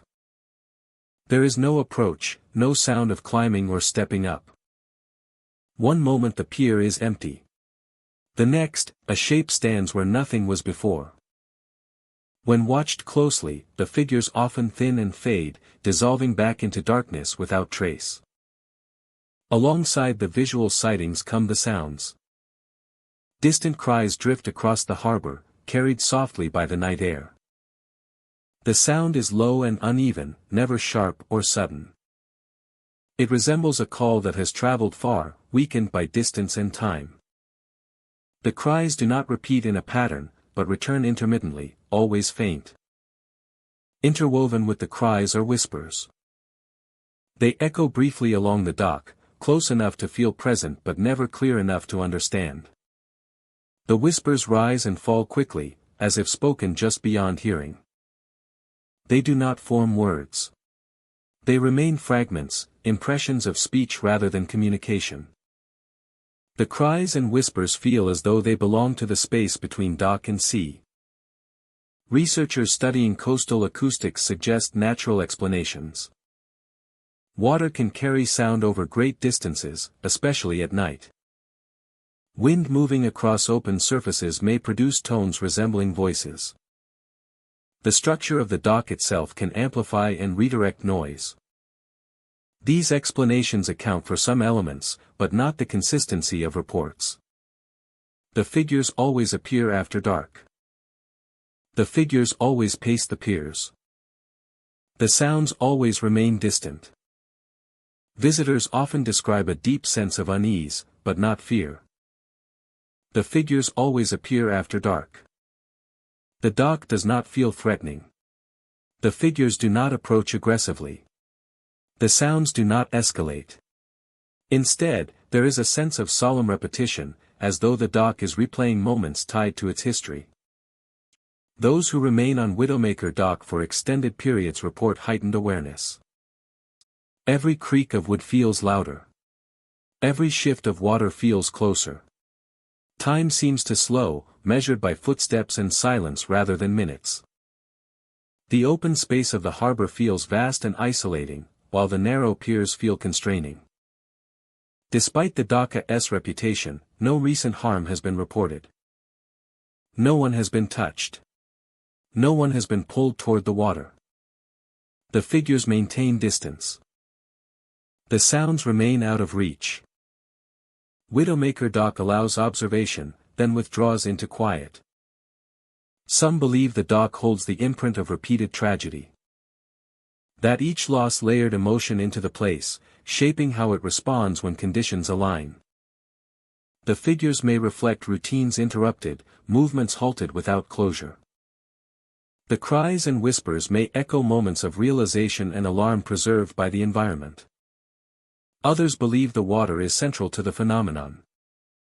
The harbor absorbs and returns energy differently than land. Waves repeat endlessly. Tides rise and fall without memory, yet carry traces of what has passed through them.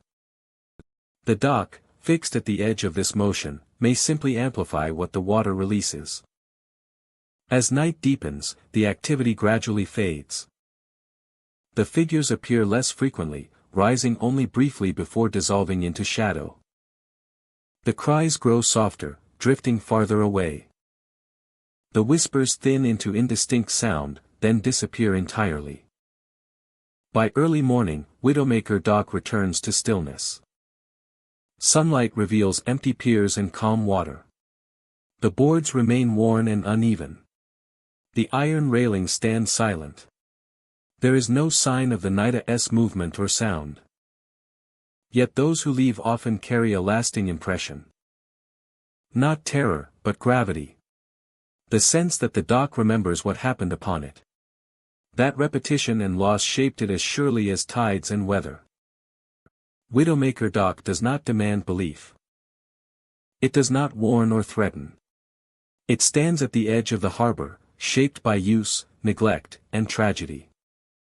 When darkness falls and sound travels differently, it reveals subtle movement and distant voices. Reminders of a past marked by risk and endurance. Along the piers, figures rise and pace without sound. Across the water, cries and whispers drift softly. And when morning comes, the dock releases its hold. Standing quiet once more. A weathered structure that continues to face the harbor. Carrying echoes that refuse to fully fade. Misty Pines Dock rests at the edge of a narrow inlet where tall pine trees lean toward the water as if drawn by its stillness. By day, the dock appears quiet and weathered, its planks darkened by moisture and age. The forest presses close on all sides, leaving only a small opening where the water reflects pale sky between rows of trunks. As night falls, fog begins to move through the pines. It arrives low and steady, rolling between tree trunks like slow breath. The fog gathers first among the roots, then drifts outward across the shoreline and onto the dock itself. Within minutes, the ground, the water, and the wooden planks blur into a single muted landscape where distance loses meaning. Sound changes almost immediately. The gentle lap of water softens. The creak of wood becomes distant and dull. Even footsteps seem absorbed by the fog and pine needles, as though the night itself is listening more than responding. The dock stretches forward into the mist, its edges difficult to distinguish. Ropes lie coiled where boats once tied up, their fibers stiff and pale. Cleats catch faint glimmers of light before fading again. Beyond the dock, the water appears motionless, reflecting nothing clearly. It is then that movement begins to appear. Figures glide silently across the docks, emerging from the fog without warning. Their shapes are human in outline but remain indistinct, edges softened and blurred by fog that refuses to part. These figures follow the length of the dock with quiet precision. They pass over planks without sound, never disturbing rope or water. Some drift closer to the edge, hovering just above the surface before turning back toward the center. Others move straight ahead, dissolving briefly before reforming farther along. Visitors often notice the sensation of touch before fully seeing the figures. A light brush passes along an arm.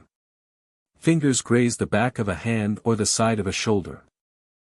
The contact is cool and fleeting, unmistakable yet gentle. It does not resemble wind or shifting clothing. It feels deliberate, as if acknowledging presence without seeking response. Turning reveals nothing nearby. The fog shifts lazily.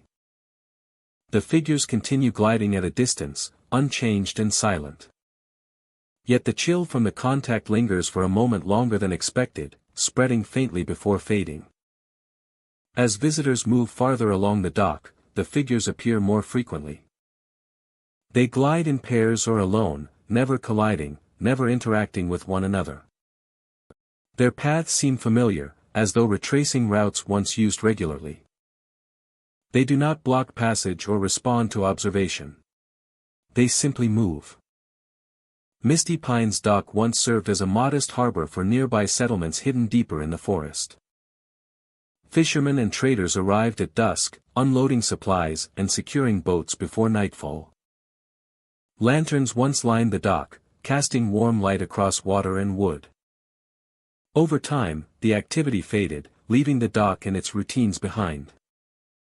Some believe the nightly figures reflect those patterns. Movement repeating without bodies. Paths remembered by the place itself. The fog seems to carry these impressions forward, reshaping them into silent motion. As night deepens, the sensation of unseen hands becomes more noticeable. A brush at the elbow.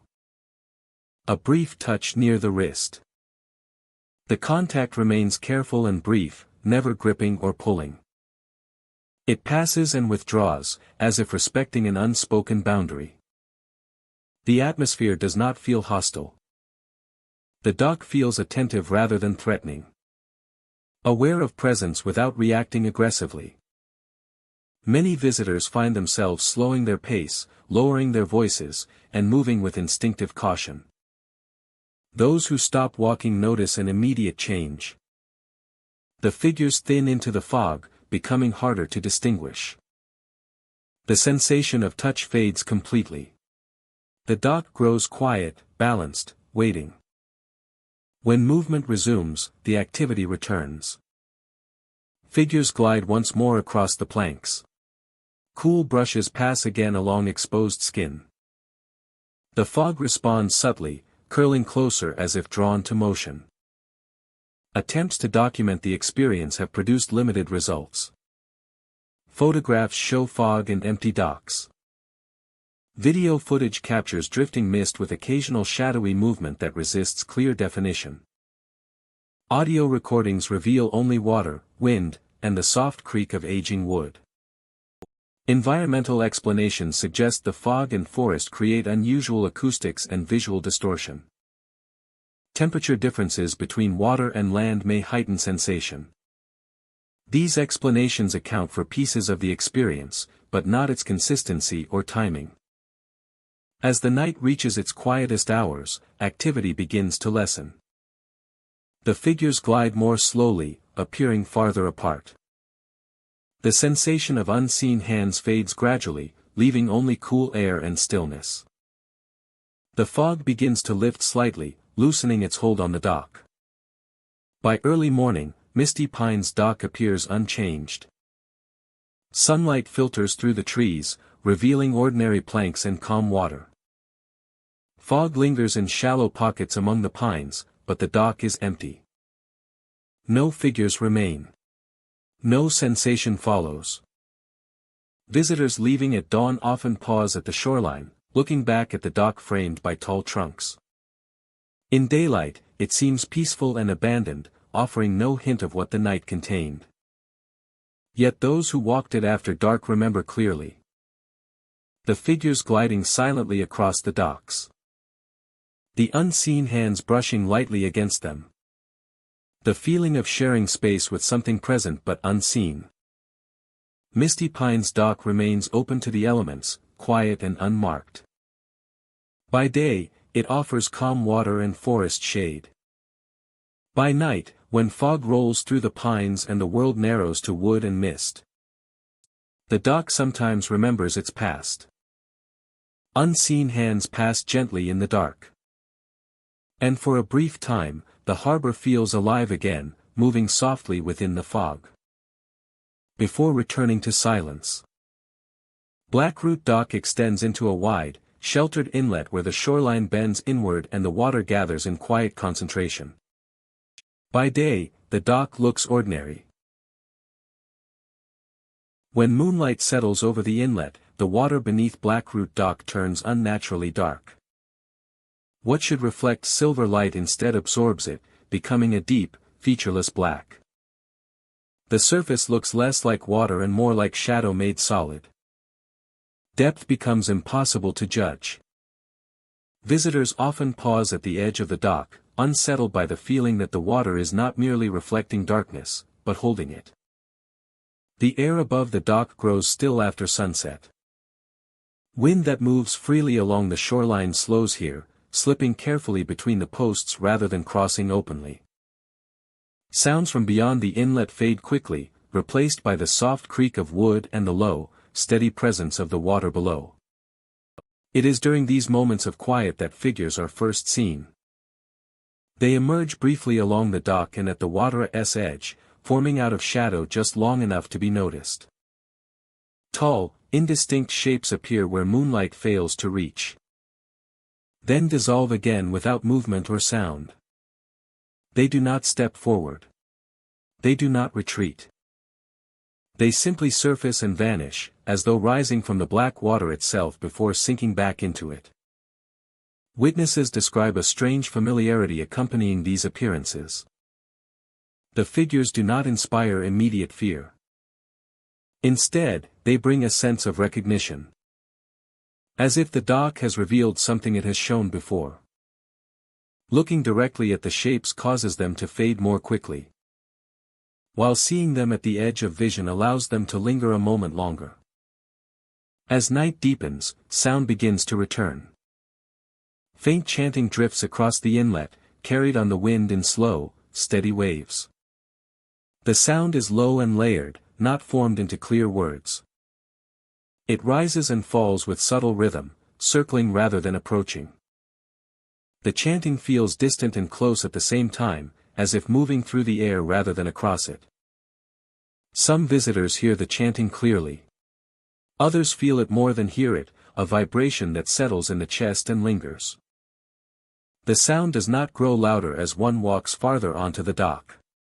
It remains consistent, surrounding rather than guiding, never pointing toward a single source. Recording devices rarely capture anything unusual. Audio files reveal only faint wind or ambient noise where listeners insist the chanting was present. The sound seems selective, responding to awareness rather than equipment. The water responds as well.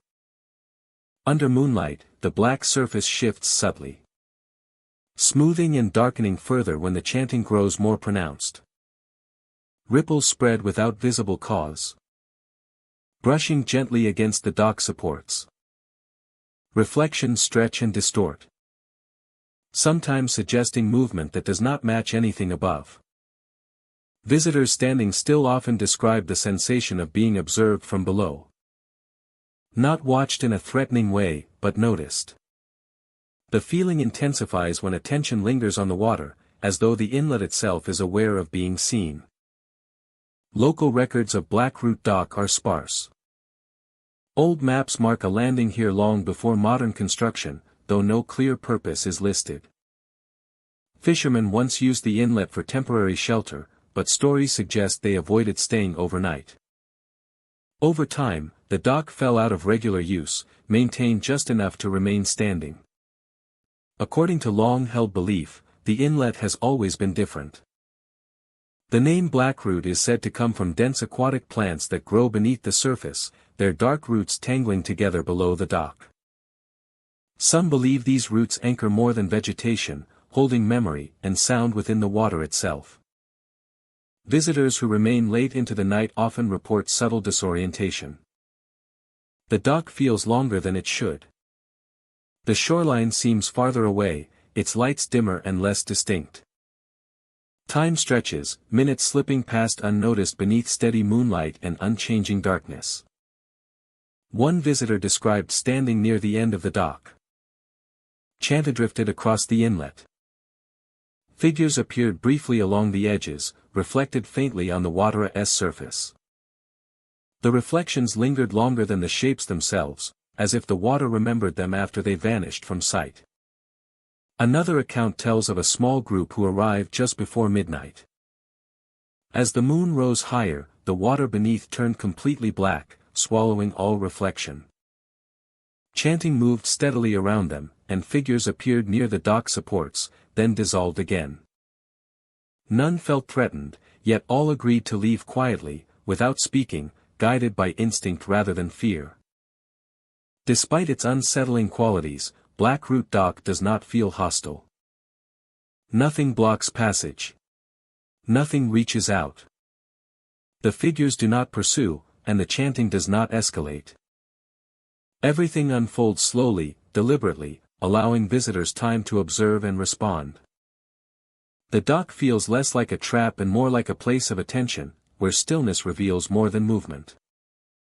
As the night wears on, mist sometimes rises from the black water, clinging low to the surface. Within it, figures become harder to distinguish, appearing and vanishing more quickly. The chanting softens, blending with the sound of wind moving gently through the inlet. The dock seems suspended between water and air, held in a quiet balance. By dawn, the transformation reverses. The water lightens, returning to its familiar reflective surface. Chanting fades with the night wind. No figures remain along the dock or water's edge. The planks appear unchanged, worn and silent beneath the early light. The inlet reflects the pale sky, offering no sign of the darkness it held hours earlier. Visitors arriving in daylight often sense nothing unusual. Blackroot Dock appears calm, even forgettable. Only those who have stood there under moonlight remember how the water turned black, how figures rose briefly from shadow, how chanting moved through the air without source. Blackroot Dock exists at the boundary between surface and depth. When night falls and the moon rises, the water absorbs light. Sound carries strangely. And presence reveals itself in fleeting forms. It does not warn. It does not invite. It simply waits. When conditions align, the dock becomes more than a structure over water. It becomes a place where memory drifts upward. Where sound rides the wind without words. And where figures appear just long enough to remind visitors that beneath still surfaces, something listens. Blackroot Dock holds that quiet awareness, releasing it again with the coming of dawn. Until night returns and the water once more turns black beneath the moon. Hollowbrook Dock sits where a narrow creek meets the harbor. A quiet intersection of fresh water and tide shaped by years of slow movement. The dock is modest in size, built from aged timber and stone supports. Its surface worn smooth by time rather than traffic. By day, it feels unremarkable, a simple structure resting at the edge of calm water. The creek winds down from the inland woods, slipping beneath small wooden bridges. Before opening into the harbor. Its water is clear and shallow near the banks, carrying leaves and silt toward the wider body beyond. The dock extends just far enough to meet deeper water, positioned as if to greet whatever arrives quietly from either direction. Positioned as if to greet whatever arrives quietly from either direction. During daylight hours, Hollowbrook Dock feels calm and balanced. Sunlight reflects off the creek and harbor alike, creating shifting patterns across the planks. The bridges creak softly as temperatures change, a sound easy to overlook. Gulls and small birds move along the shoreline, but rarely linger on the dock itself. The surrounding area shows signs of past use. Rusted rings remain embedded along the edges where boats were once secured. The bridges appear carefully placed, connecting paths that followed the creek's course. Everything suggests a place shaped for steady, practical movement rather than heavy industry. As evening approaches, the character of the dock begins to change. Shadows gather first along the creek banks, where trees and reeds grow close to the water. The creek darkens quickly, its surface reflecting less sky and more of the surrounding land. Sound begins to travel farther, carried by still air. Night settles gradually over Hollowbrook Dock. The harbor grows quiet, its surface smoothing as wind fades. Moonlight outlines the dock and bridges, leaving the water beneath in layered shades of gray and black. The creek remains visible as a thin ribbon of motion feeding into the larger body beyond. It is along the water's edge that figures are most often reported. They appear as upright shapes moving slowly beside the creek and along the harbor shoreline. Their forms resemble people, but lack detail, defined by motion rather than features. The creek continues to flow smoothly, unaffected by their presence. When observers attempt to focus directly on the figures, they often fade into shadow or blend with the darker shapes of reeds and stone. Looking away and back again may reveal them farther along the bank, continuing their steady movement. The figures never approach the dock itself. Their motion feels purposeful, as though guided by routes long established. The bridges crossing the creek become active in a different way after dark. Visitors hear footsteps crossing the planks, clear and measured.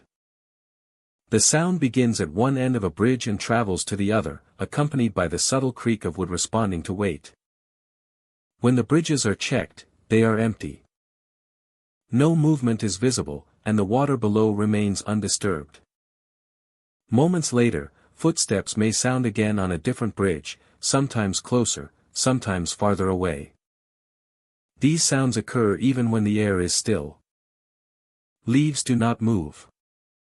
Wind does not shift. The rhythm of the footsteps feels intentional, matching the pace of a calm walk rather than random noise. Those standing near the dock often report a sense of being accompanied. The figures along the water and the footsteps on the bridges create the impression of activity continuing independently of observation. The space feels occupied by movement rather than presence. Historical records indicate Hollowbrook Dock once served as a quiet transfer point between inland paths and harbor traffic. Nighttime movement was common here. Lantern light reflected off the water as workers crossed the bridges and walked the banks, listening for changes in current or tide. These routines were repeated regularly, shaping how the area was used and remembered. Some believe the nighttime phenomena reflect these patterns. The figures along the water echo walks once taken beside the creek. The footsteps on the bridges repeat crossings made countless times. The dock appears to remember movement more than people. Visitors often describe the experience as unsettling but restrained. The figures do not approach. The footsteps do not chase. Everything unfolds with distance and repetition, as if governed by an internal rhythm rather than reaction. Attempts to document the activity rarely succeed. Photographs show empty banks and still bridges. Audio recordings capture water and ambient sound, but footsteps often register faintly or not at all. The experiences seem tied to direct presence rather than proof. Spending extended time near Hollowbrook Dock at night can feel disorienting. The steady sound of flowing water masks subtle changes in direction. Reflections shift constantly, and movement at the edge of vision becomes more noticeable. At certain moments, multiple bridges seem active at once. Footsteps echo from different directions, overlapping briefly before falling silent. The effect suggests coordination, as if several unseen individuals are moving through the area simultaneously. As the night progresses, activity gradually diminishes. Figures along the water appear less often. Footsteps become spaced farther apart.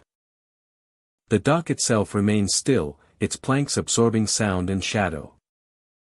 The creek continues its steady flow into the harbor, unchanged and grounding. The shoreline feels emptied again.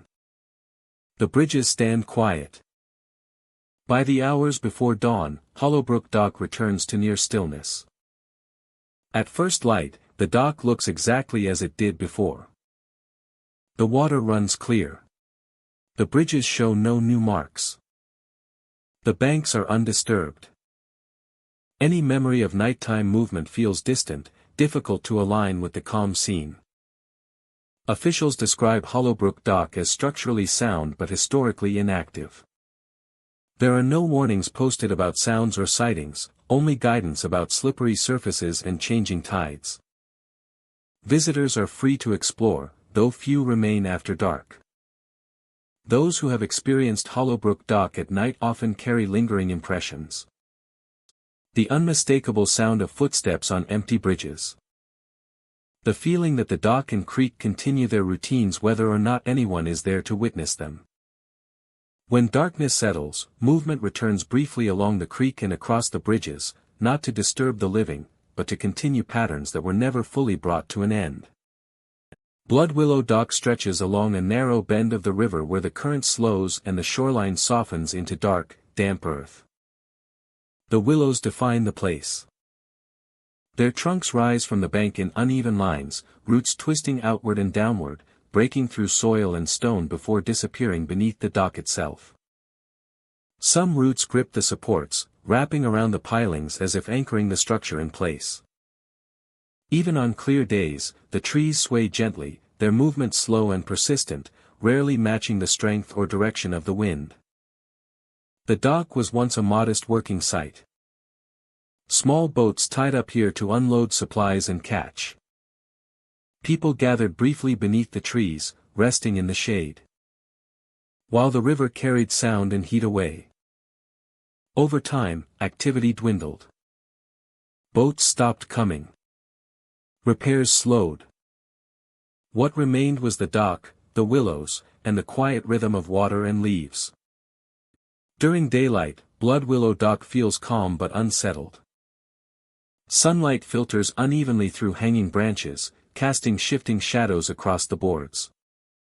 The air smells of wet wood and river silt. Footsteps sound muted, absorbed by damp planks and surrounding growth. The dock feels enclosed, held between water, roots, and leaves. The willows never fully stop moving. Their branches sway even when the air grows still, brushing against one another with soft, whispering sounds. Leaves overlap and slide, creating layers of motion that blur the line between tree and shadow. Standing beneath them, it becomes difficult to tell where movement begins or ends. As evening approaches, the atmosphere changes. Light fades quickly beneath the canopy, while the river reflects the dimming sky. Shadows gather around the bases of the trees and along the edges of the dock. The space beneath the boards grows darker, and the roots appear thicker, more prominent, as if rising closer to the surface. It is among these roots that figures appear. They crouch low near the waterline, partially hidden by tangled wood and shadow. Their shapes are small and indistinct, darker than the surrounding darkness, as if formed from the absence of light. Yet when attention shifts away, their positions seem to change. A shape noticed near one piling may later appear beneath another section of the dock. The movement is subtle and silent, never disturbing the water or leaves. Visitors often describe a sensation that accompanies the sight. A feeling of being watched from below, not aggressively, but attentively. The awareness settles quietly, strongest near the oldest willows where roots are thickest and most exposed. It does not create panic, only alertness, as if the environment itself is paying attention. Night brings sound to Blood Willow Dock.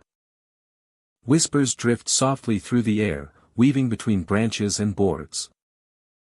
They are low and indistinct, never forming clear words. Instead, they resemble fragments of conversation, overlapping and fading before meaning can take shape. Alongside the whispers comes soft laughter. It is faint and brief, light in tone, and never sharp. The sound carries gently over the water, then disappears, leaving behind a silence that feels altered by its presence. The laughter does not repeat immediately, arriving sporadically and without pattern. These sounds seem tied to the willows. They are strongest beneath the hanging branches and weaken farther along the open sections of the dock. Stepping away from the trees often causes the whispers to fade, only to return when re-entering the shaded areas near the roots. Despite the unusual activity, fear is uncommon. Most visitors describe curiosity mixed with unease rather than alarm. Willow branches brushing together can create sounds resembling voices. Wind moving through dense leaves may carry tones in unexpected ways. Small animals navigating the root systems beneath the dock can produce shifting shadows. Yet these explanations struggle to account for consistency. The figures appear only after dusk. The whispers and laughter follow similar patterns each night. The willows sway even when surrounding trees remain still. Their roots extend deep into soil shaped by years of human presence. Over time, impressions of movement, rest, and quiet interaction may have settled into the environment. Others suggest the dock plays a role. Years of people gathering beneath the trees, speaking softly over the water, may have shaped how sound and motion behave here.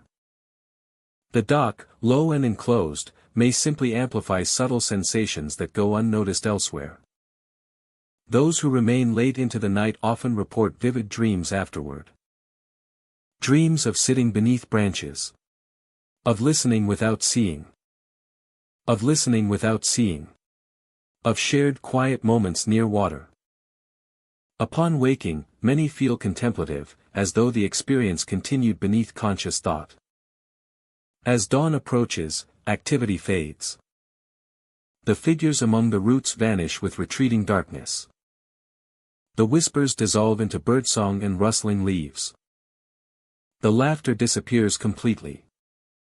Morning light reveals only trees, boards, and slow-moving water. Blood Willow Dock returns to stillness. The willows continue to sway gently, their branches brushing the Rivera's surface. Roots remain exposed and unmoving. The dock rests quietly along the bend. Unchanged and unmarked. Yet those who leave often carry a lingering impression. Not fear, but awareness. A sense that the dock is not empty, even in silence. That presence does not always require form or voice. That memory can settle into land and grow alongside living roots. Blood Willow Dock does not demand belief or explanation. It offers subtle movement, quiet sound, and the feeling of being observed without judgment. Beneath swaying branches and among tangled roots, it remains a place where the boundary between absence and presence feels thin. In the soft whispers, the brief laughter, and the crouching shapes that fade with the night, the dock continues its quiet existence. Holding what was left behind, and releasing it gently, one subtle moment at a time. Phantom Creek Dock lies where a narrow stream widens into a quiet inlet, its water dark and slow-moving beneath overhanging trees. By day, the dock appears weathered but intact, its wooden planks silvered by age and damp air.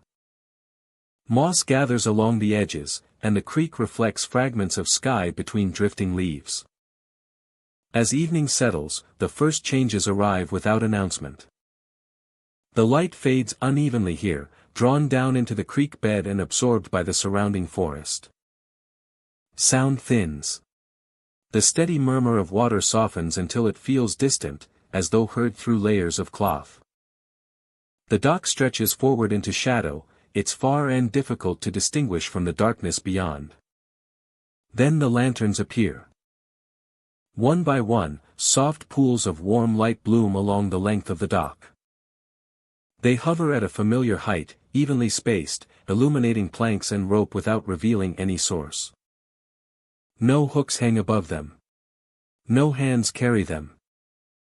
They simply exist, steady and calm, outlining the dock in gentle glow. Their light reflects faintly off the water, creating long, trembling lines that stretch toward the creek banks. As darkness deepens, the dock itself begins to respond. From between the planks, shapes start to rise. They emerge slowly, forming upright outlines that separate from the wood without breaking it. The planks do not shift. Nails do not creak. The figures rise as though assembling from shadow and memory rather than matter.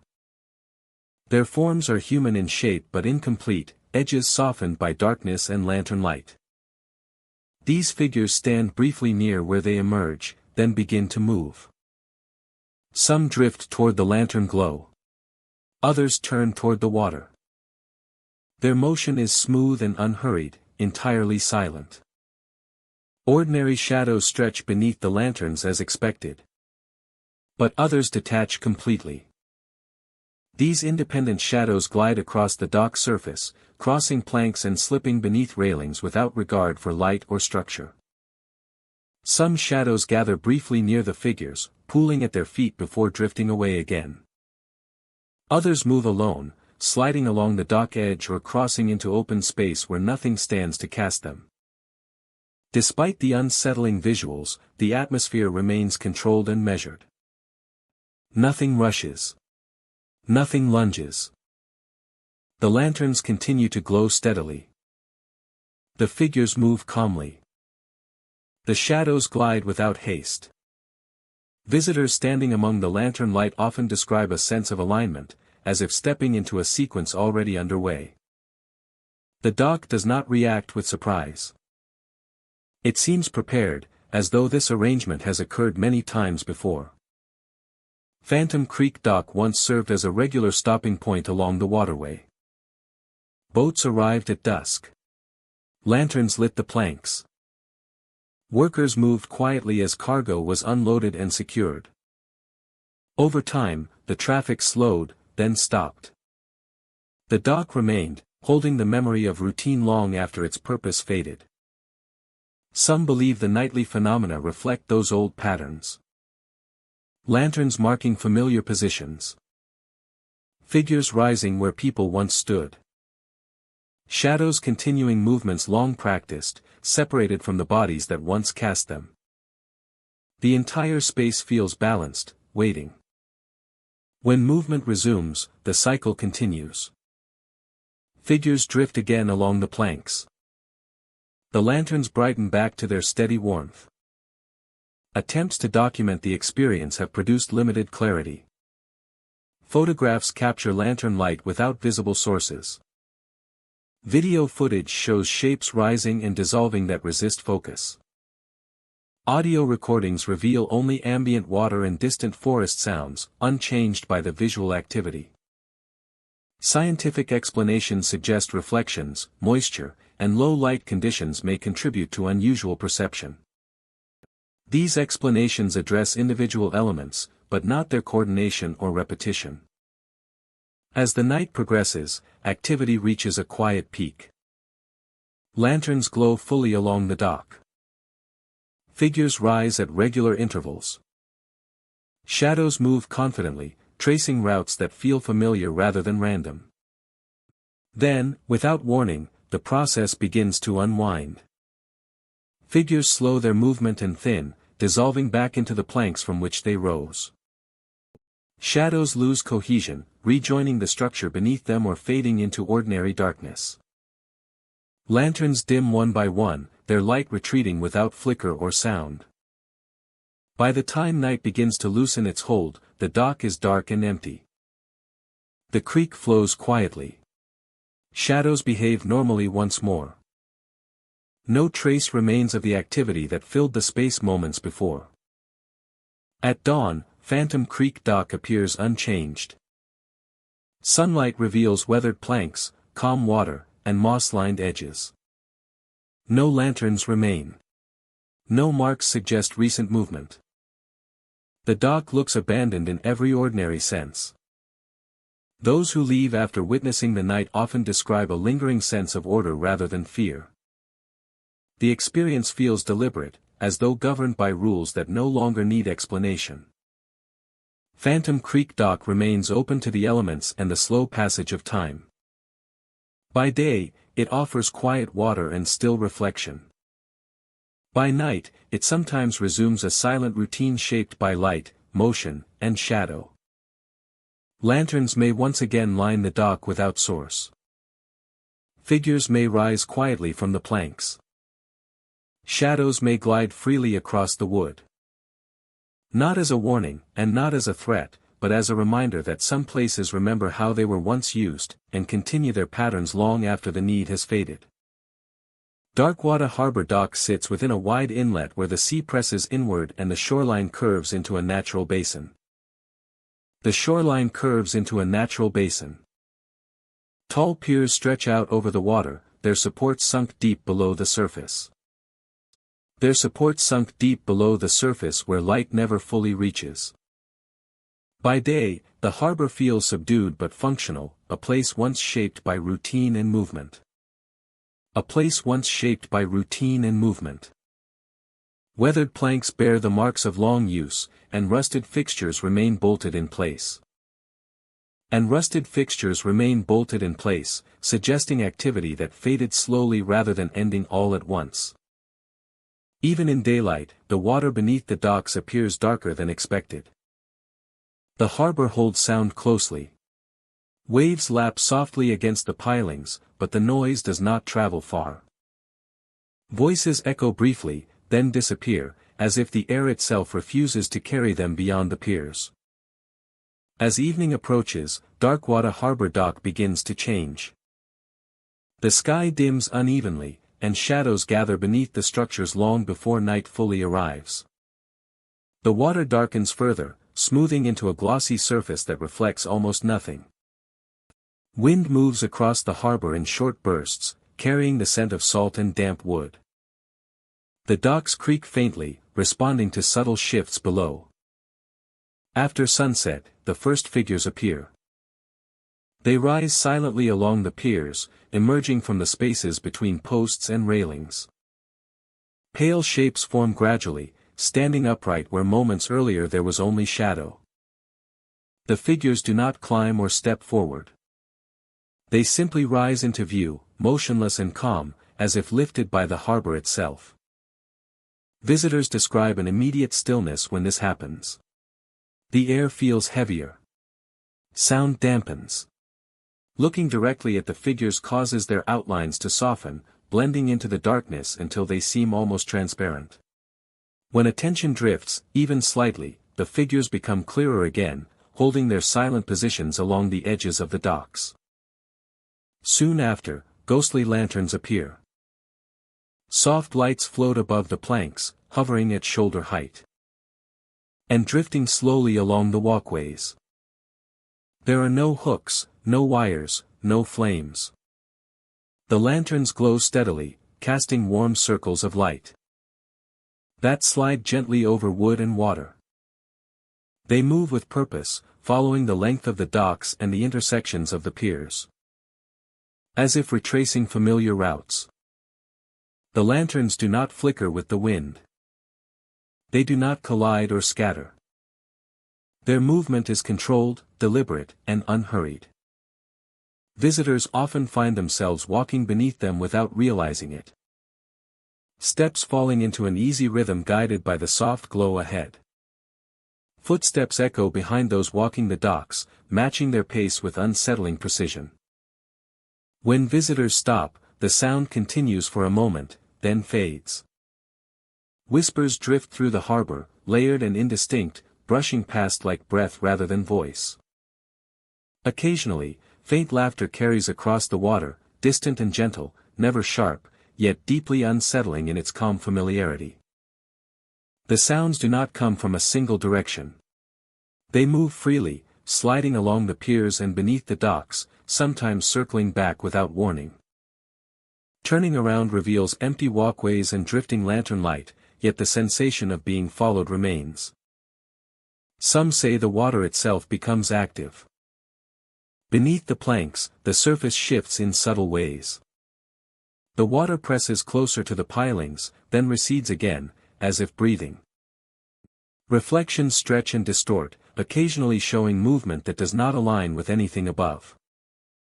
The harbor feels alive, not aggressive, but attentive. Visitors standing still often report the sensation of being guided. The docks feel slightly angled, encouraging movement deeper into the harbor. Paths seem longer than before, their ends curving just out of sight. Those who resist the pull often describe a sudden clarity, as if the harbor loosens its influence when intention becomes firm. Local history offers few clear answers. Records show Darkwater Harbor was once busy, supporting trade and fishing for nearby settlements. Over time, activity slowed. Ships stopped coming. Crews moved on. The harbor was never officially closed. It simply became quiet, its structures left to weather and tide. The lanterns reflect old navigation lights. The figures mirror those who once stood watch along the piers. The sounds echo footsteps and voices that faded gradually rather than stopping abruptly. Visitors who remain late into the night often describe distorted perception. Time stretches. Minutes feel longer beneath steady lantern light that never dims. The shoreline seems farther away, its lights muted and distant. The laughter and whispers grow softer, blending into the rhythm of water and wood. One visitor described walking the length of a pier as lanterns floated overhead. And figures stood silently to either side. Footsteps followed behind, steady and unhurried. Laughter drifted across the water ahead. Then faded. Beneath the planks, the water shifted gently. guiding each step forward. Only when the visitor stopped completely did the sounds begin to recede. Another account tells of a group who entered the harbor just after nightfall. Figures rose along the piers within minutes. Lanterns appeared above the docks, lighting their path. Whispers followed closely, circling rather than leading. None of the group felt panic, yet all agreed to leave quietly, moving together and without speaking. Despite its reputation as the most haunted of all, Darkwater Harbor Dock does not feel hostile. Nothing blocks escape. Nothing reaches out. The figures do not pursue. The lanterns do not mislead aggressively. Everything unfolds slowly, deliberately, allowing visitors to observe and choose their response. Fear arises not from threat, but from awareness. The figures do not pursue. The surface beneath the dock settles, reflecting the first hints of morning light. By sunrise, Darkwater Harbor Dock appears unchanged. Planks are quiet. Piers stand empty. The water moves gently, dark but familiar.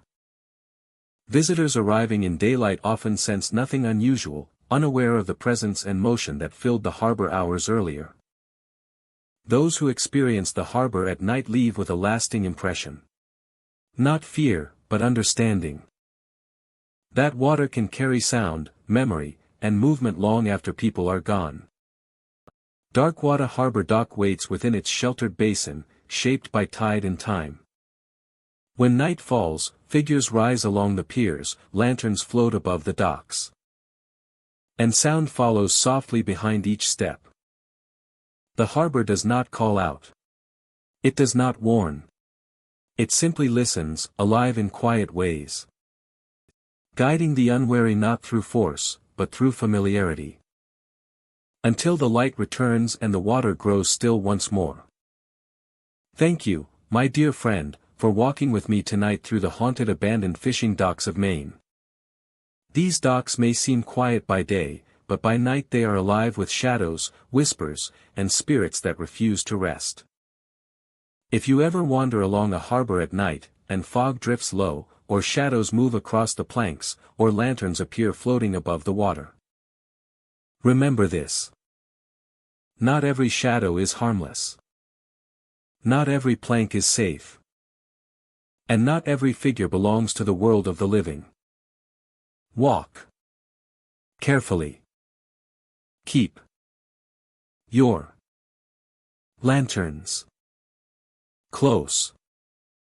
And may the spirits of the docks leave you to step safely back to the shore. Until our next haunted journey, my dear friend. Walk carefully. Keep your lanterns close. And may the spirits of the docks leave you to step safely back to the shore. Until our next haunted journey.